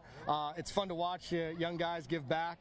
And wish you the best of luck, Coach, for Coach. this game, this season, and take it to them. All right, thanks, Coach. Good luck. Thank you. Two coaches, very friendly. Troy Cassidy has the upper hand right now, and Jason Zabala 28-0 at half. and Jason Zabalik had a chance to talk with Paul Zabalik. We love Zabalik and Zabalik. So let's check in with that conversation. Well, Coach, another season ahead of us. San Fernando Valley football 2024. A lot of exciting things to look forward to, but as with everybody who wants to know, talk about your field and tell us what's the status and how is it right now? Well, it's phenomenal, and I'll tell you what, it's been a long time coming, and we finally are back to normal. And I can't tell you how weird normal feels and sounds when it comes to just organizing a practice, or hey, you know what, it's a little bit too hot out right now, we got a delay for an hour, I don't have to worry about lining fields, everything's organized and ready to go. We have all of our equipment right there, so it's been a blessing. It finally feels back to normal, but like I said, it's very weird. We kind of come to our senses at every practice and ask ourselves, wow, that's it, we're done, we don't have to ship things from one place to another, you don't have to kind of battle the environment, so to speak. And you don't have to line the outfield on the baseball field anymore. Correct, either, right? Correct. I'm sure Coach Leinhardt appreciates that. I'm sure he does. So tell us about the conference. Tell us about the West Valley League, and where do you see it, and where do you put El Camino in that mix? The West Valley League has come such a far way from even when I played. I mean, you had teams that were middle of the road, and you would always have a team that would rise to the top. And most of the time when I played, it was Taft, and Taft was really on that high pedestal. And it was tough to breach that pedestal until it just kind of finally collapsed, and it changed over one year after another, changing staffs and that nature. But Birmingham is on a roll. They've been on a roll. They're riding a 43-game city win streak, and that just gives notoriety to the conference. I think it tries to make everybody better. They play with that bullseye on their back, and they love it, and they're pretty confident in themselves. And so it's really, I think, a tiered system now in the West Valley League. It just really is. It's just the way that it goes with talent, and how they get all those guys going over the school. And you've got a couple of new coaches in the league this year at Cleveland and at Taft, I believe. Right? Yeah, and the changeover, once again, you see it every couple years. It is unfortunate, but they have to take time to build their own programs. But a couple of those coaches kind of rolled into the programs because they'd already had been at the school previously, and having that relationship with the kids and that buy-in and not having to change too much really helps in the transition period. And one of the things that I did when I first got started is, the team that went to the Division I city championship, there's no need to reinvent the wheel. They've been to the highest game that they could make in their world in that season. So, having a less of a change for those guys has been pretty good for them. And so they've looked pretty good. We just had our media day the other day, and, their kids that they brought to the table were pretty impressive. So, we got to hold our own. So tell me about some of your players. Tell me about some of the new transfers. Tell me about some of the returners and what you see in their future. What I've seen this year, more so than not, is competition. And I think a lot of it has to do with being on a field and having landmarks and knowledge of where you're at spatially to give them that confidence to play better, to play faster. We didn't play fast last year. We didn't play hard last year, and I get it, that took its toll on them mentally and physically, but now I've seen more kids flying around than not. So I think it has allowed them to play freer and a little bit more up for the task to put in a good effort against these schools. Now, you got a couple of transfers into the program. As a matter of fact, one of your transfers from the old 2021 championship team. Yep. How's that going to fit in? So basically we got Rafa Cortez back, and basically we got our guy. He started for us as a freshman. He caught 7 touchdown passes, 2 in the city championship game, and I mean, he's just a human vacuum cleaner. I mean, that kid is the epitome of hard work and work ethic, and he's recovered from so much and battled adversity, and he just pushes through day to day. Having him back, we also have a couple of guys at quarterback. Our JV call-ups and David Molina and Makai Friedman are battling against a incoming transfer from Cleveland, Arturo Acevedo, for the quarterback position. So I've seen the level of game at that position rise, because now there's competition. At running back, Adrian Walker, Nick Genovese, Kona Malig, Javon Cogwa, they all share time. They're great athletes. We're fighting in a backfield to make each other better. The line will be a little bit of patchwork. We did get a lineman in Ethan Perez, who we're very excited about. We started both ways. Unfortunately, we weren't able to get him cleared, but he'll be exciting to watch throughout the year. Well, very good, Coach. And again, I wish you the best of luck. It's going to be an exciting season. I'm excited to be at the field again. Being at Kennedy brought back some old memories, and I'm sure there's some memories in your mind too a little bit. But again, thank you for this, and again, good luck and success. Thank you. It's funny how it all comes back to Bear, where it all first started in the coaching career, getting to coach with you and Coach Francola and Coach Grimes and all the old, as I like to call, dinosaurs. But that's how we learned football as young individuals in the city. So I appreciate being able to be here on the first night and being here with you. Great. Again, good luck. Thank you. Well, he's going to need some good fortune in the second half. It's 28-0. You can see ECR's getting warmed up for the back half. Some highlights, and it's exclusively Kennedy. They dominated the first few minutes of the game, bolted to an early lead, and it all started with a brilliant kick return by number 5, Amari Rhodes. Yeah, again, you have breakdown of special teams, and it's going to give you that momentum. Once you get that surge, it's hard to not dominate with that. And here's Montez, and he's just opening it up and just going downfield. I mean, again, that's what he does. Gio Nelson taking in one of his 2 touchdowns. Again, the defense creating a mistake, the turnover, the fumble, and Kennedy was able to capitalize throughout the first half. Here's a pick that was beautifully done by Tejeda, number 4. Right, so you got a fumble, you got an interception, you got a run back. All those are just big plays, and it basically just. And here's the capper in the half, Gonzalez's second touchdown run, 28-0 as we are set for the second half. If you're El Camino Real, what do you want to try to establish here in the back half? Well, as I just said earlier in the broadcast, Coach Hayashida has to start developing a run game. He's got to keep the ball on the ground to get some momentum and get some movement on that offensive line. That then will open up the passing lanes. Right now, he's throwing the ball, and there's nobody. I mean, there's no passing lanes to speak about. And I'm surprised that Coach Hayashida hasn't started developing at least a consistent run game. I believe the one bright spot would be Cortez, the wide receiver. Rafa had 3 catches, didn't break anything.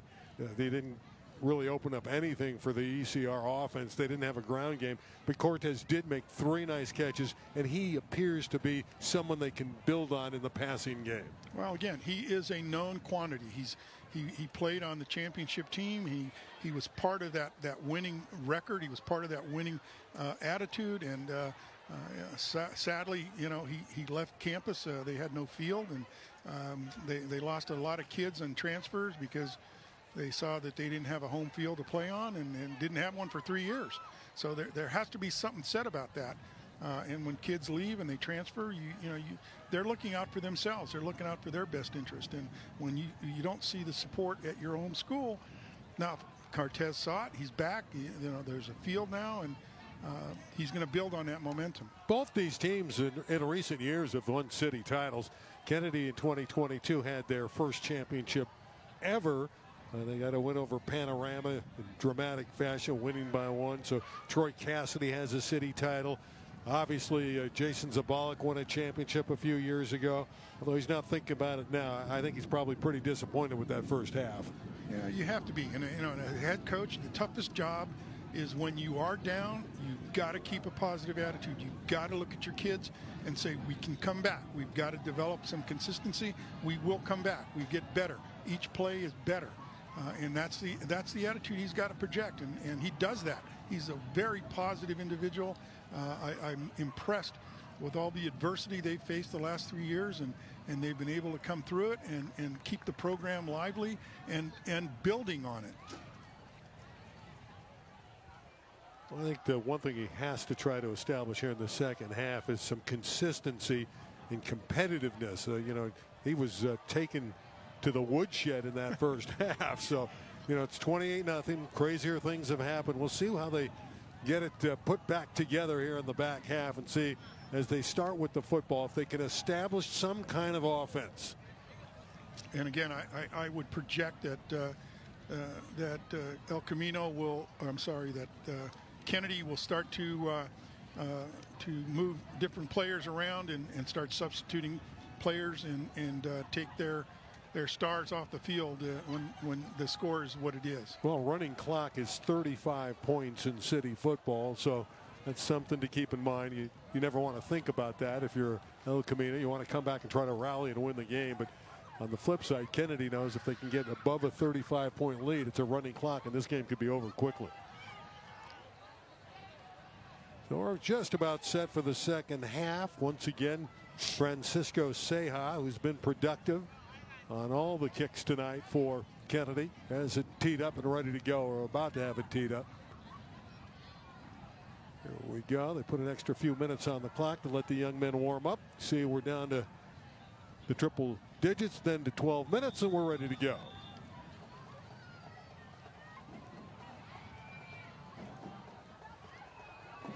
Second half is underway. Returning it is Parham. Sears brought him down, and he had an assisting tackle with him by Damian Hernandez.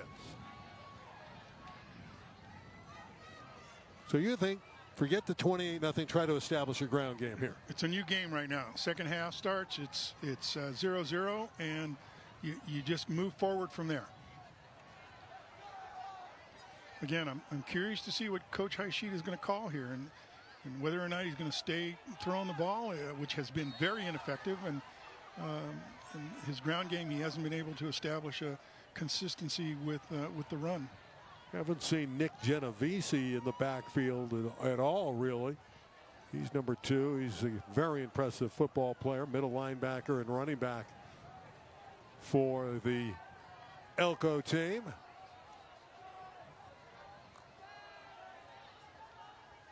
Start with an Adrian Walker run. Good job of bouncing to the outside. Finally dropped by Javon Carter. Yeah, he made 5 yards, and again, that's what they need to be able to do. Get 5 yards, 5 yards, 5 yards, and then maybe throw one.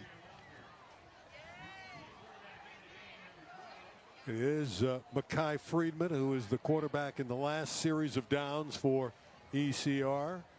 Again, just a 10th grader. 6'2" and 155 pounds, so you can see that he's slight of build. Got some height, probably needs to gain some weight. That'll come. It will as he matures. First possession of the third quarter for the Royals. Tackled for a loss, and again it's 55. James Montez, who's been a tower of strength, dropping the running back, and again for a loss. Unblocked. Adrian Walker had no chance. Not when you're hitting the backfield and you penetrate those 3 yards, and no one's blocking you. You're going to make the play. Again, 50 and 55 on that defense are absolute studs, and they have been a thorn on the side of El Camino Real. Third down play. Friedman will probably go up top. See if he can coordinate a throw to number 19. They've been chatting there in Cortez. That's where he's looking. Throws it inside to Foreman. And that play did not fool Kennedy at all. Francisco Ceja read it perfectly. And it's 4th down, and here comes the kicking team, and again, El Camino Real is denied. 2 runs and a pass. And the second run made no yardage at all. He was hitting the backfield. Couldn't even get momentum.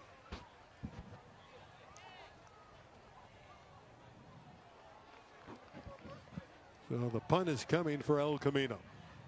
I don't remember a first down for the Royals. Do you? They don't. I don't know if they have. They one. had a couple first downs. Did they? I don't remember them. Second quarter. Yeah, a couple passes to Cortez. You're correct. Punt is away and picked up by Castro.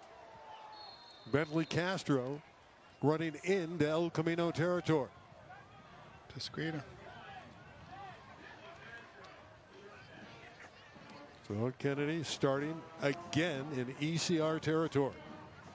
Yeah, well, again, if Montez is out there, they're going to go for the score, and you'll see some momentum change.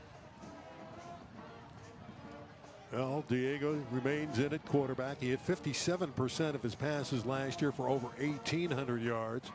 Threw for 14 touchdowns. He ran for 9 scores a year ago. That's why he was all city. Tremendous talent. That time he misses Nelson. 2nd and 10. Again, if you can just pressure him and just let him throw it up. You like his leadership. You see he's communicating out there. He's trying to get everybody on the same page. Yeah. Again, that's a city section championship quarterback.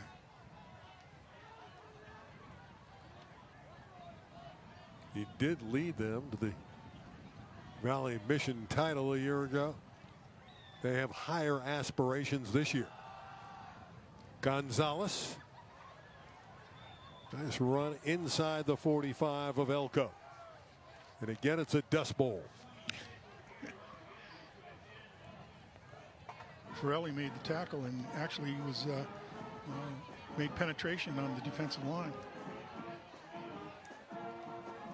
3rd down, call it 6.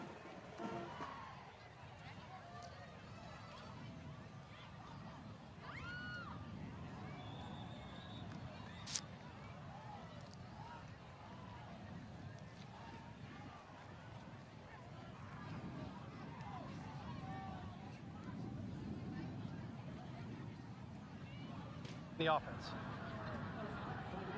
False start will back them up. Make the chore a little bit more difficult on 3rd down.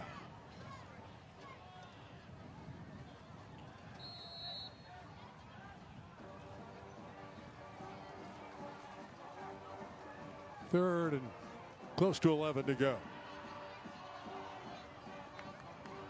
Nelson breaks away, gets the 1st down. Gio Nelson down the sideline.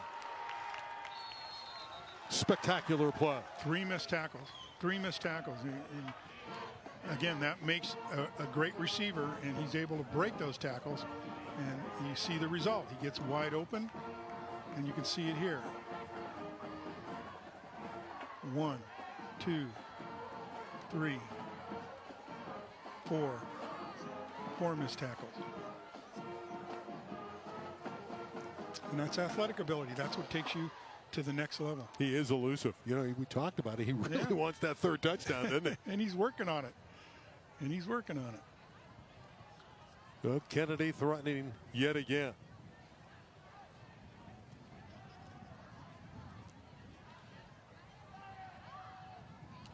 End around. Touchdown. Joshua Gonzalez.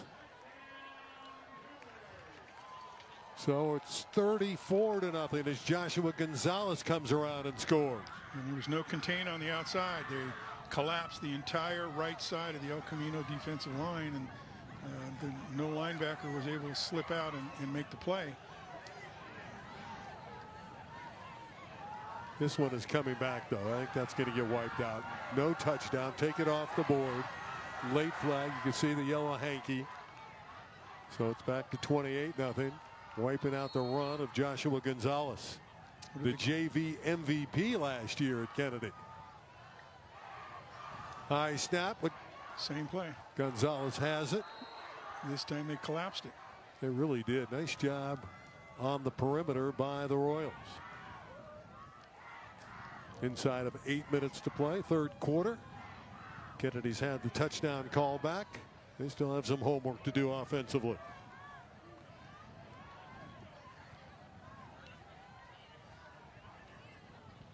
Really like the leadership of his quarterback, number 8, Diego Montez, and he's only a junior. He's going to be around for a while.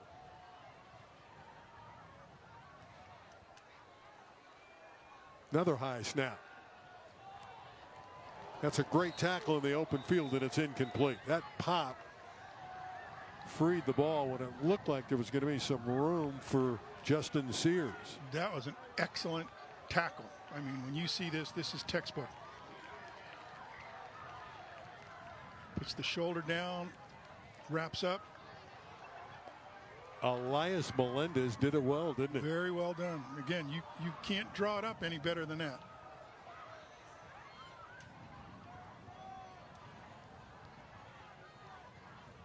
Well, yet again, Kennedy trying to open it up and overcome down in distance. Sears with a hole. Good run by Justin Sears. It's almost a success when he doesn't score a touchdown. They do make the tackle. It's, you know, that offensive line has done a nice job for I mean, Kennedy High School. They're averaging about 250 pounds across the front of that offensive line. So they've got some beefs and some real power up front. Well, Seha's going to come on, look to kick the field goal on 4th down. He's been successful on 4 consecutive PATs. Let's see how he does on the short field goal.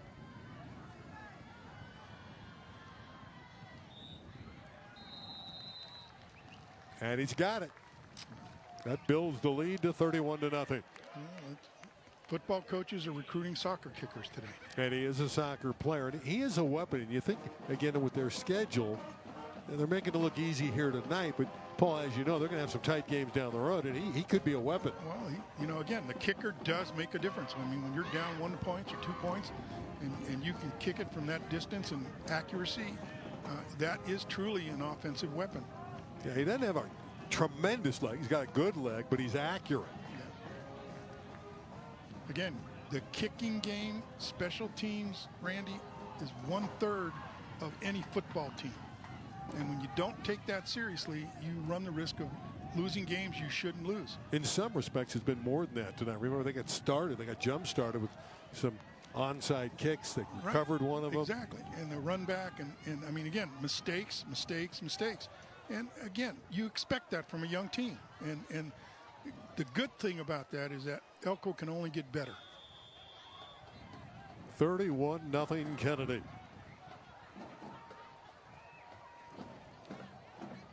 Seha with the deep kick. One is being returned by Jaden Williams. He's got those long strides. Wonderful work there by Jaden. Good return. Yeah, Jaden Williams is a guy who's got the speed, stretches the field, can take the roof off, the coach said. He has the athletic ability to do that.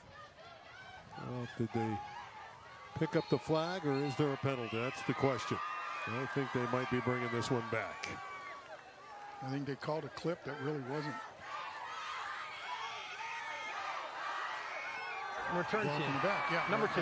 I didn't see that. It didn't look like a block in the back. He barely touched the defender.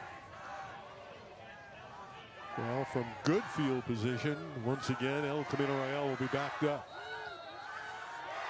Just above 6 minutes to play in the 3rd quarter. Kennedy is added to its lead, and they're up 31-0.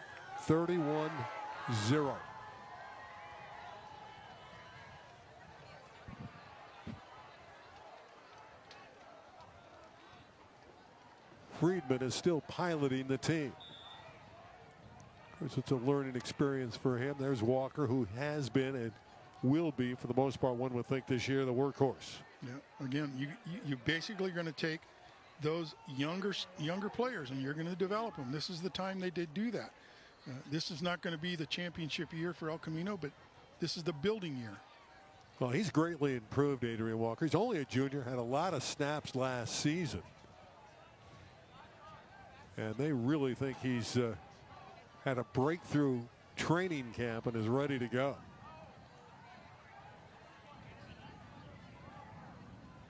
That one's no good. Intended for Lincoln Elbert. Someone a little bit rushed by Mackay.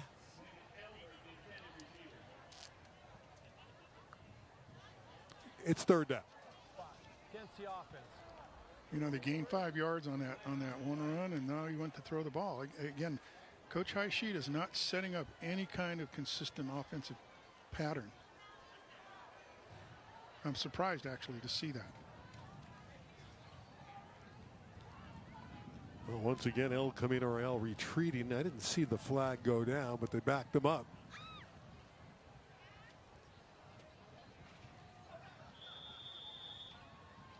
It is a learning experience for the sophomore Mekhi Friedman. Mentioned it early. He's very eager to learn. He was in a close battle with David Molina for the starting role. Then the transfer came in, and we'll see him later in the year. Arturo Acevedo, who they love. Friedman out of the gun.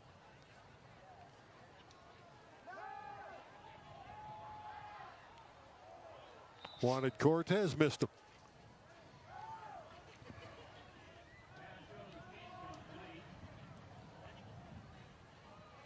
There really been nothing available. No one's open. See the coaching staff of the Cougars looking at the plays. Whatever they're doing it right. They got it on that pad there, and running back and adjusting the different formations offensively. And that defense is stymied El Camino Real. It's the old days we had to draw it in the dirt. Not anymore. Everything is high technology. Mekhi Friedman again. Another third down play. Picked off. This one's coming back for Kennedy High School. Touchdown. Javon Carter, the free safety.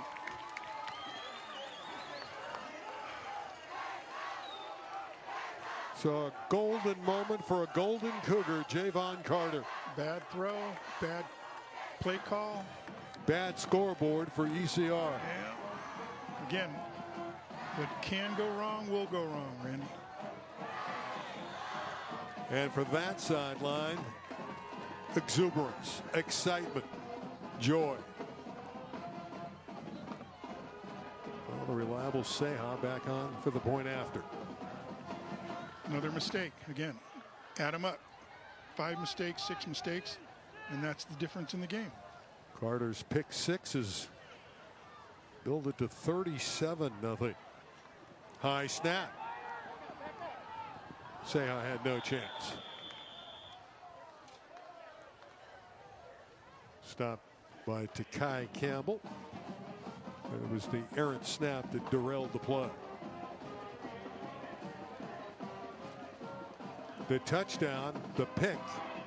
Carter in the right place at the right time. Again, not just a bad throw. I mean, he just didn't get it over the head of the defender. I mean, you just can't throw the ball up like that and expect good things to happen.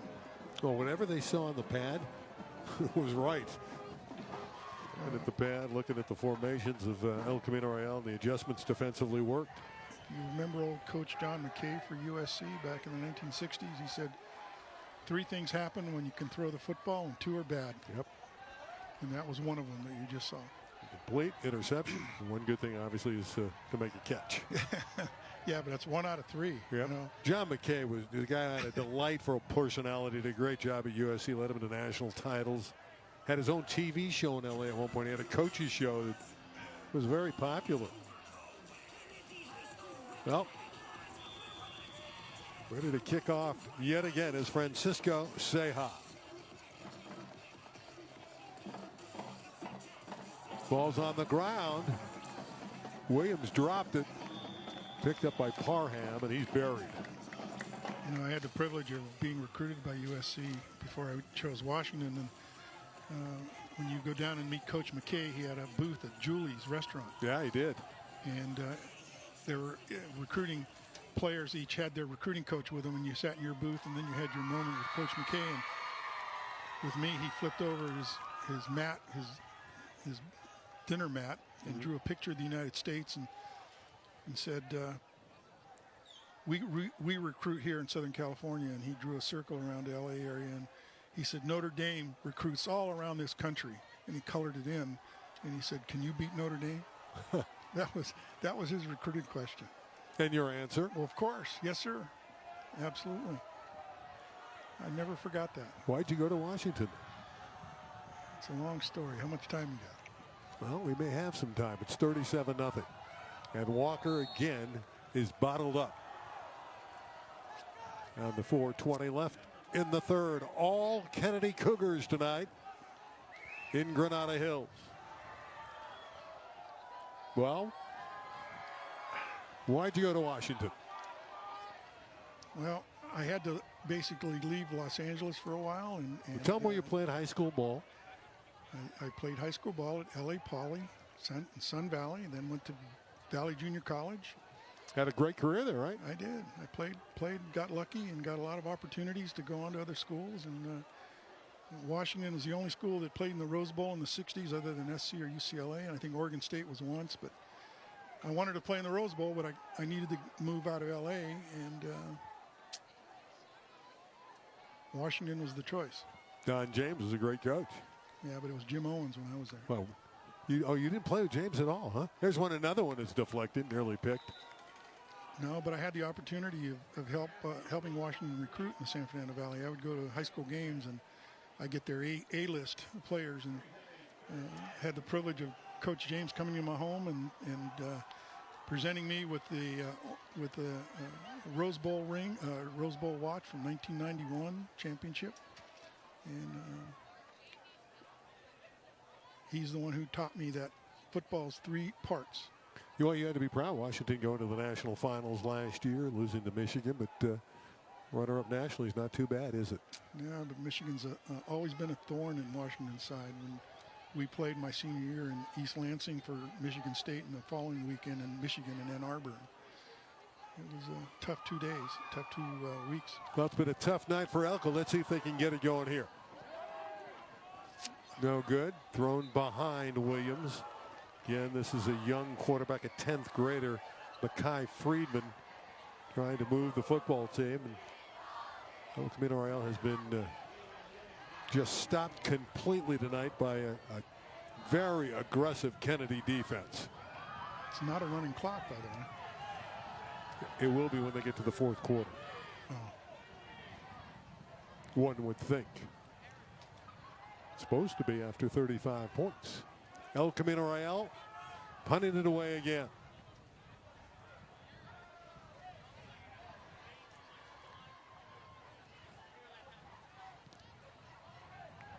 Kennedy's going to have another short field. They'll start from their 49. Makes life a lot easier when you're starting where they've started tonight. Yeah. First possession of the game, they get the big return. Spectacular run back by Amari Rhodes. And they started from inside the El Camino 5. Gonzalez took it in on the first play. They have not looked back. Yeah. And again, I'm surprised to see Montez in there. Well, if you're Troy Cassidy, it's the first game. You want to make sure you're sharp. They have a big game with San Pedro upcoming. So I'm sure he wants to make sure that he gets his players enough downs to feel like they're prepared for a very fine Pirate team. He's ranked in the top 5 in the city. We do have a change at quarterback. Yeah. You hit it on the head. Jacob Andrade is checked in. He's their backup, the sophomore. He's 5'7" and 155 pounds. That's a good call on the part of Coach Cassidy. On the offense, 5-yard penalty. Repeat first down. False start costs them 5. No surprise. You got a new quarterback. You have some issues. Yeah. Especially first game of the year. 37-0 here in the 3rd quarter. Just above 3 minutes to play. Trujillo. Nice run. Martin Trujillo, the backup running back. Yeah, I'm sure Coach Cassidy is now going to be substituting and getting his other players some game time. Second-year varsity player is Martin Trujillo. He did participate a season ago. Second down and very short. Trujillo again. Fighting hard. Looks like he's got a first down. in the waiting arms of Mason Lewis.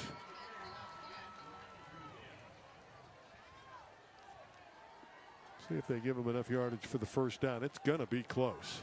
He's also substituted some offensive linemen, which is a good sign. They're going to spot him a few inches short. It's third down.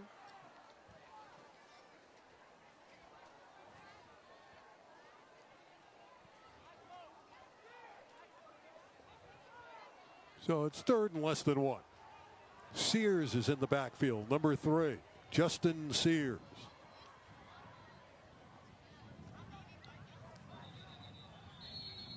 Flag comes out to blow the play dead. Another false start.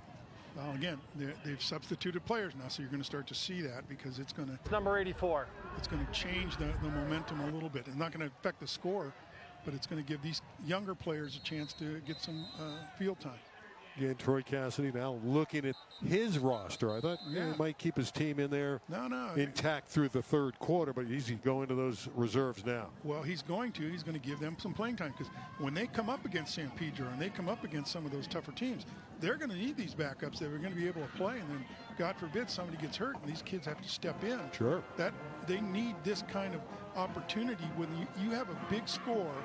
This is when you let your number 2s play. And you give them some real good coaching and good playing experience. I'm very happy to see that. Coach Cassidy's doing a good job with this. There you can see the large throng on hand here.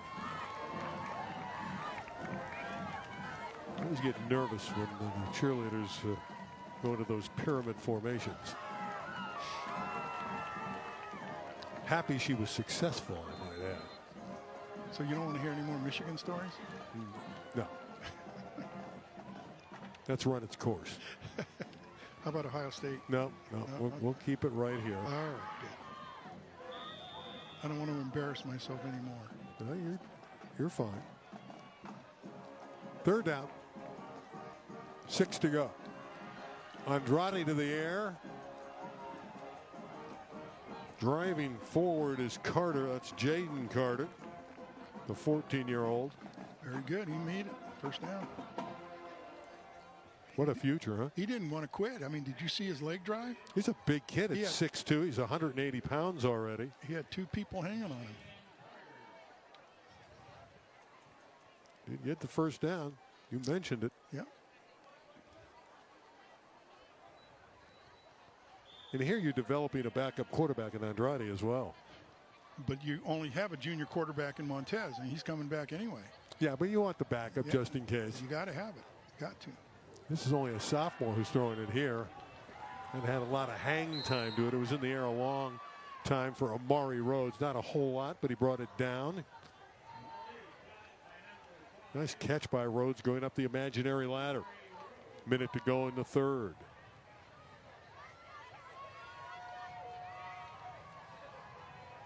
It was 28-0 at a halftime. So as you can see, Kennedy has added 9 points here in the third. Actually a loss of a yard. Second down and 11. Screen to Sears. Spinning away. Justin Sears.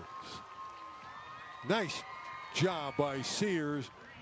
Positive play. And not much there at the beginning. Boy, he made a nice spinning move to get positive yardage for the Cougars.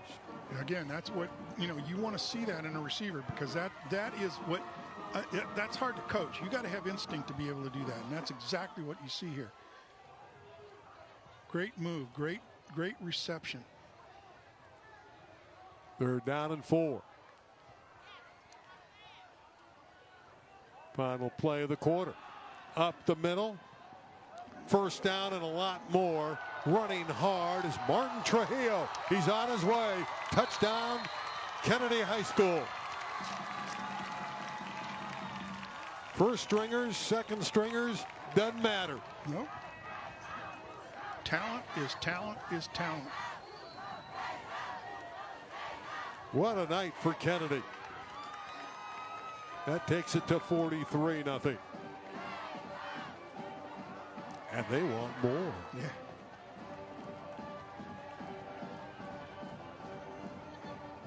Well, it's been a track meet for the Cougars. Oh, I think they're going to take this one back. They're going to take this one away from the Cougars and Trujillo. What was it called? Holding? That's the last play of the quarter. So we're through 3, and it's back to 37-0. I feel bad for Martin Trujillo, who made a great run. Yeah, The offense. Time has expired during the quarter. We'll enforce a penalty. Fourth quarter. Again, I didn't get the ref's call.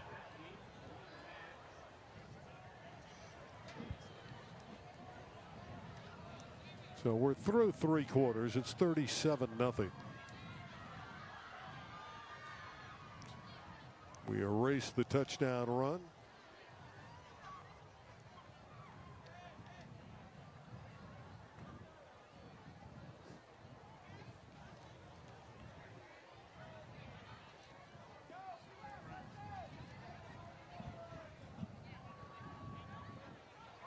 Well, the team's on the sideline because it's through the third quarter. We're getting a little bit of a timeout here, as you can see, end of the third quarter. So we'll have Kennedy finally come back onto the playing surface.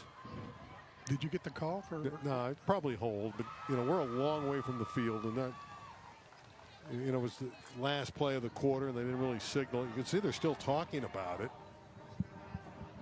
And they're waving them off because, again, they're in between quarters. You're right. It's the first game of the year, and it's not that the officiating has been good or bad. It's been indecisive. Mm-hmm. Well, again, their calls may be right. They're just taking a long time. They're probably a new crew too, and they're learning as they're going. So, and again, I'm not saying the calls are incorrect. It's just that they're very slow in delivering them. Well, there seems to be a call by committee. Yeah. Yeah. Even the game I went to last night, the Mater Dei Corona Centennial game, was nearly 3 hours. Wow. Took nearly 3 hours. Let's see this one tonight. Well, we're doing better. It's 2 hours. Just under 2. So from the 46 of ECR, let's try it again. Well, Martin Trujillo he's running hard, isn't he? He's taking the whole group with him. He is that. Again, you got to love that.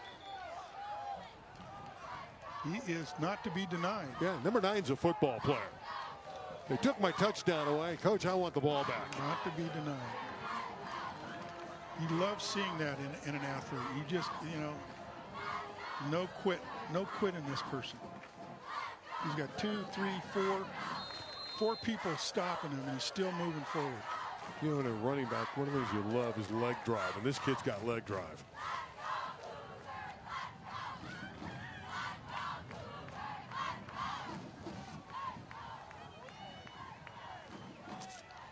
Well, I could relate to that. I was a fullback in high school, and my only touchdown was against North Hollywood. Don't rub it in. You know where I went to school. You've been waiting to just dig me with that, right? I couldn't wait for that one. I had to say it. It was biting my tongue. Speaking of North Hollywood, they'll be our next telecast. September 6th, a couple weeks from tonight. Up the middle, Trujillo again. That time he's met at the point of attack. Good job defensively by Takia Campbell. Counter. Get him. Kennedy runs that very well, by the way. It was a first down play. The previous run by Trujillo gave him a first down. Kennedy looking to score. They're still playing hard. They're at the Elko 35.5-yard line. Yeah, they went behind Jacob Garcia, 280 pounds, number 77, just a load. When he pulls, you just want to get out of his way. This is a broken play. That's you're naked out there at that time. Jacob Andrade had no chance. The handoff wasn't there. He looked up. There was no real throw available for him, and he's in no man's land.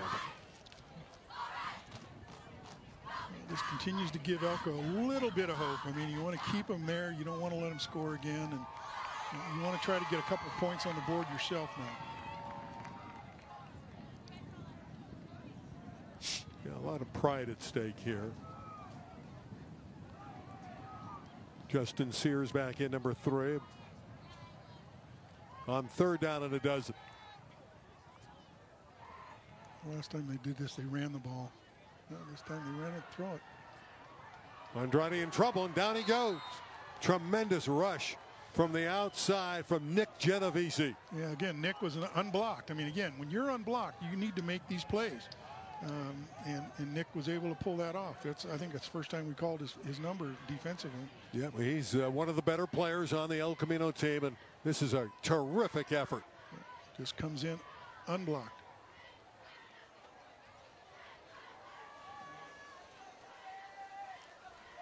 So on 4th down and very long, it's the punting unit. It's out there for Kennedy High School. What you saw with Genovese that time is the sending Montez happens. When Kennedy's defensive line, you get untouched, you got to make that play.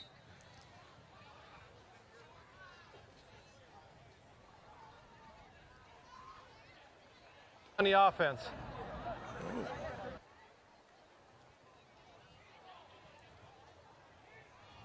Legal substitution costs Kennedy some yardage, but doesn't matter. They're going to punt it anyway. See if Elko can get some advantageous field position here. Again, really, there's no intrigue who's going to win the game. Just want to see if Elko can get on the board, not get shut out in their opener. Roberto De La Cruz punting it away. Great coverage. No chance for Parham. Nope. Again, Kennedy's coverage downfield has been very, very good on special teams. Yeah, Tejeda got down there in a hurry. Number 4. So just above 8 minutes to go. Let's see if Elko can somehow put together a drive. I think they're going to end up throwing the ball. But I'd sure like to see that run. The run game they had last week worked very well. I'm really surprised to not see it tonight. Again, that was a scrimmage win over Oak Park. Right. Southern section team, and they played well. This was a total collapse tonight. Mackay Freeman, who's quarterbacked all the way here in the second half. David Molina was the QB in the opening half. On the run, misses the target. Unfortunately, Donovan Carrillo was going outside, and the ball was thrown inside. Again, that's coordination. That's just timing. That's just work, practice, practice, practice. Well, Paul, it's going to be fun this year. I know it's been kind of a lethargic start, to say the least, for Elko here, but we've got games coming up. Expected. It wasn't anything we didn't expect. Well, we thought Kennedy would have the upper hand here, but we did think it would be more competitive. I think, as a matter of fact, you called the score. You said 37, I believe, didn't you? No, I said 34-13. Oh, excuse me, you're wrong. It won't be the last time. Yeah, but you're close. It's horseshoes and hand grenades, right? Yep. Here's the run right up the middle. Yeah, again, they need to do that. That's the consistency that they've lacked tonight. It was Kona Malik who ran it, and he had a 100-yard game last season, was great against Taft. He was ridden down by Roberto De La Cruz. Keep doing this. Keep doing this. Again, you're playing really for next week. Again, you want to coordinate an offense. Oh, my goodness, they're throwing it again. Well, that one's caught. Yeah. And it's a first down to Cortez. First catch of the second half, 4th of the night. My old friend Fred Grimes, as a head coach, used to teach me that you keep doing what you're doing until they stop you, and when they stop you, you go do something else. And again, to be fair, these are backups against backups now. So the first time for many of these guys out on the field. There's a pass thrown down low to the ground and caught. Again, there's the 5th catch of the night for Cortez. He's probably going to catch 50 or 60 passes this year if he stays healthy. Well, they just got to get him the ball quicker. They're taking too much time to deliver the pass to him. He's open, and they're just taking too much time. He was good when we saw him as a young pup, but after a couple of years at St. Genevieve, he has really grown up. Mm-hmm. Very mature player.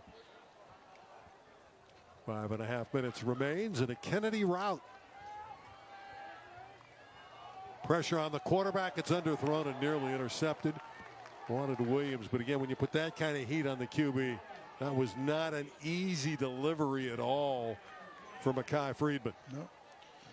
And the one thing about Rafa Cortez, and he was at St. Genevieve's, he played for Coach Billy Parra. Billy Parra was a wide receiver and a coach with us here at Kennedy back in the early 2000s. And Coach Parra has been a very talented receivers coach when he was a position coach. And Rafa Cortez had the opportunity to work with him over the last year or two. Under 5 minutes to play. You see the clock is running even though it's the incompleted pass because it's above a 35-point lead. Friedman again, this time great protection, going underneath and hitting his target, Donovan Carrillo. Yeah, again. Late flag as he went out of bounds. Late hit. That was executed very well. Well, I think it's because he fumbled the ball. He was delayed a little bit and allowed the receiver to get open. You see him, he fumbled the ball when he fumbled the snap a little bit. Personal foul against the defense. First down. And some extra yards Was it added on. late hit? What Yep. What do you call? Out of bounds, late hit.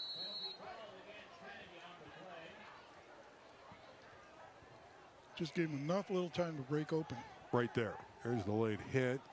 Not a whole lot there against Jordan Banuelos, but they called the flag. He's open. There's the pass downfield. Missed him. Oh, my goodness. Rafa was available, and he was overthrown. You saw him. He was wide open. What I liked about that on the play, though, is Mekhi showed us some ability to get out of the pocket. Again, he's a young player. Yeah, again, 10th grader. He's got the height. He's got the range. He'll grow more in the next year or two. And he loves the game. Yeah. Again, like I said, the best thing about this is that El Camino it can only improve. Well, maybe the best thing is Arturo Acevedo, who they're very high on, will be available next week, one would imagine, against Heritage Christian. Another deep ball. Wide open. Underthrown and caught. Coming back to get it is Cortez again. Yeah, he was that First and goal, El Camino Royale. same pattern as last one, the last play. I mean, again, he was open twice. Catch number 6 for Rafa. Yep. He came back to the ball. Well, we haven't said that very much tonight at all. None. First and goal for the first time. They got to get on the board here. And that clock's moving down to 2:20. It's running because there's a 37-point lead. Here's Kona Malik trying to get in. He's denied. Good tackle indeed by number 44, Matthew Padilla. Playing the Mike spot now, the middle linebacker. What are they on the 5-yard line? I can't see that. Boy, it's a dust bowl again. God, I like this facility, though. You know, a lot of people, you come in here, you know, some of the newer stadiums have, you know, the artificial turf. Things look, you know, really cool. But here you come in, it's real football. It's old school football. It's 70s football, the way it looks. The dust flies. You just get that sense you're in a hard-nosed football game. You got to think Kona Malik, right? Number 3? Keep it on the ground. Friedman is drilled. Faked it to Kona. He had no chance. And 63 for Kennedy was right there. That's Andres Campos. Wrong read. He should have given it. Of course, you're Kennedy. You want to pitch the shutout, and so they're going to play really hard. They're not going to give up the ground game easily. You see this hit. Yeah, but he should have given it. 63. He read it wrong. He should have handed it off. In hindsight, definitely. Pass incomplete.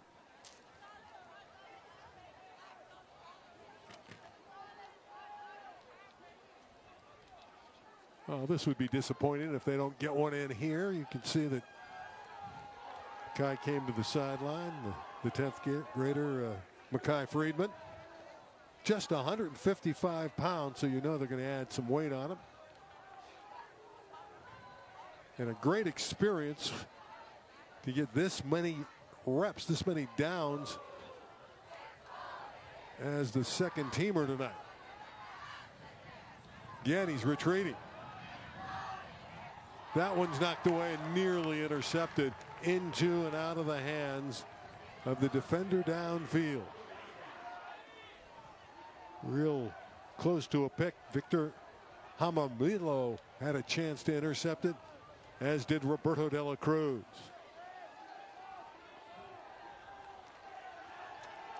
And the ball will go over on downs, I believe. The clock will run out. It's a running clock, so they don't have to snap it again.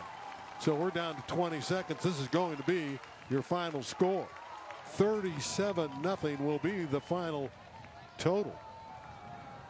A great first game for the Kennedy Golden Cougars. Big win for Kennedy. Again, a momentum builder for them. They're going into a tough part of their schedule. And again, for El Camino, a lesson. This is, again, where you start to improve from tonight. Tomorrow is the next day for the rest of your life, and you start to do things different. You start to see where you need to improve, you fix things, and you get ready for Heritage Christian. Well, the one thing certainly that comes to mind is they're going to have their quarterback, at least they hope, figure to have Acevedo available next week against Heritage Christian. Going forward, they should be more productive offensively. You never want to get shut out, but it is the first game of the year, and a lot of things will change from the start to the end. We've seen El Camino teams start slowly and really come on at the end of the year over the years. But for the Kennedy Golden Cougars, they came into the year after 8 wins a year ago. They want to make a D1 run. They may be good enough to get to the Open Division. Who knows? But the goal of this team, the brown and gold, they want to make a deep run in D1. That's their immediate goal. Want to get through the Valley Mission League, and I think they have the firepower and what we saw defensively to go with that firepower. They're a definite threat. Well, there's no question about it. Again, they're going to be the Mission League team to beat. But again, they're coming into a very tough part of their schedule. I mean, they're going down, and I believe they're going to be playing in San Pedro against a Marine League team that is known to be a dominant force in not only in that league, but in the city and the city championship playoffs most of the years. And you know, so tonight, yes, enjoy the win. Look at what you've accomplished. Their key players only played roughly in the first half, and they're going to see what's to come. So it's 37-0, and you're right about San Pedro. One of the top-ranked teams in the city this year. They're in the top 5, so that will be a situation where Kennedy will be an underdog. Heritage Christian is what's in front of El Camino Real. That is next week. We'll join you in 2 weeks from El Camino Real, North Hollywood, the Huskies, and the Royals of El Camino. As we go out, we take a look at that Gonzalez opening touchdown, and they piled it on from there. That was the first score of the night. Early on, here you see a pick 6 by Carter. Number 12, he takes it in. Great job there by Javon Carter. They were the dominant force, the Kennedy Golden Cougars. Paul, it was a pleasure. As always, we'll see you at El Camino in 2 weeks. You have it, Randy. Thank you. It's been a pleasure. Thank our beautiful crew from LA36. Great job tonight. Great pictures. We'll see you in a few weeks. 37-0. Kennedy, too good tonight. We'll say goodnight from Granada Hills.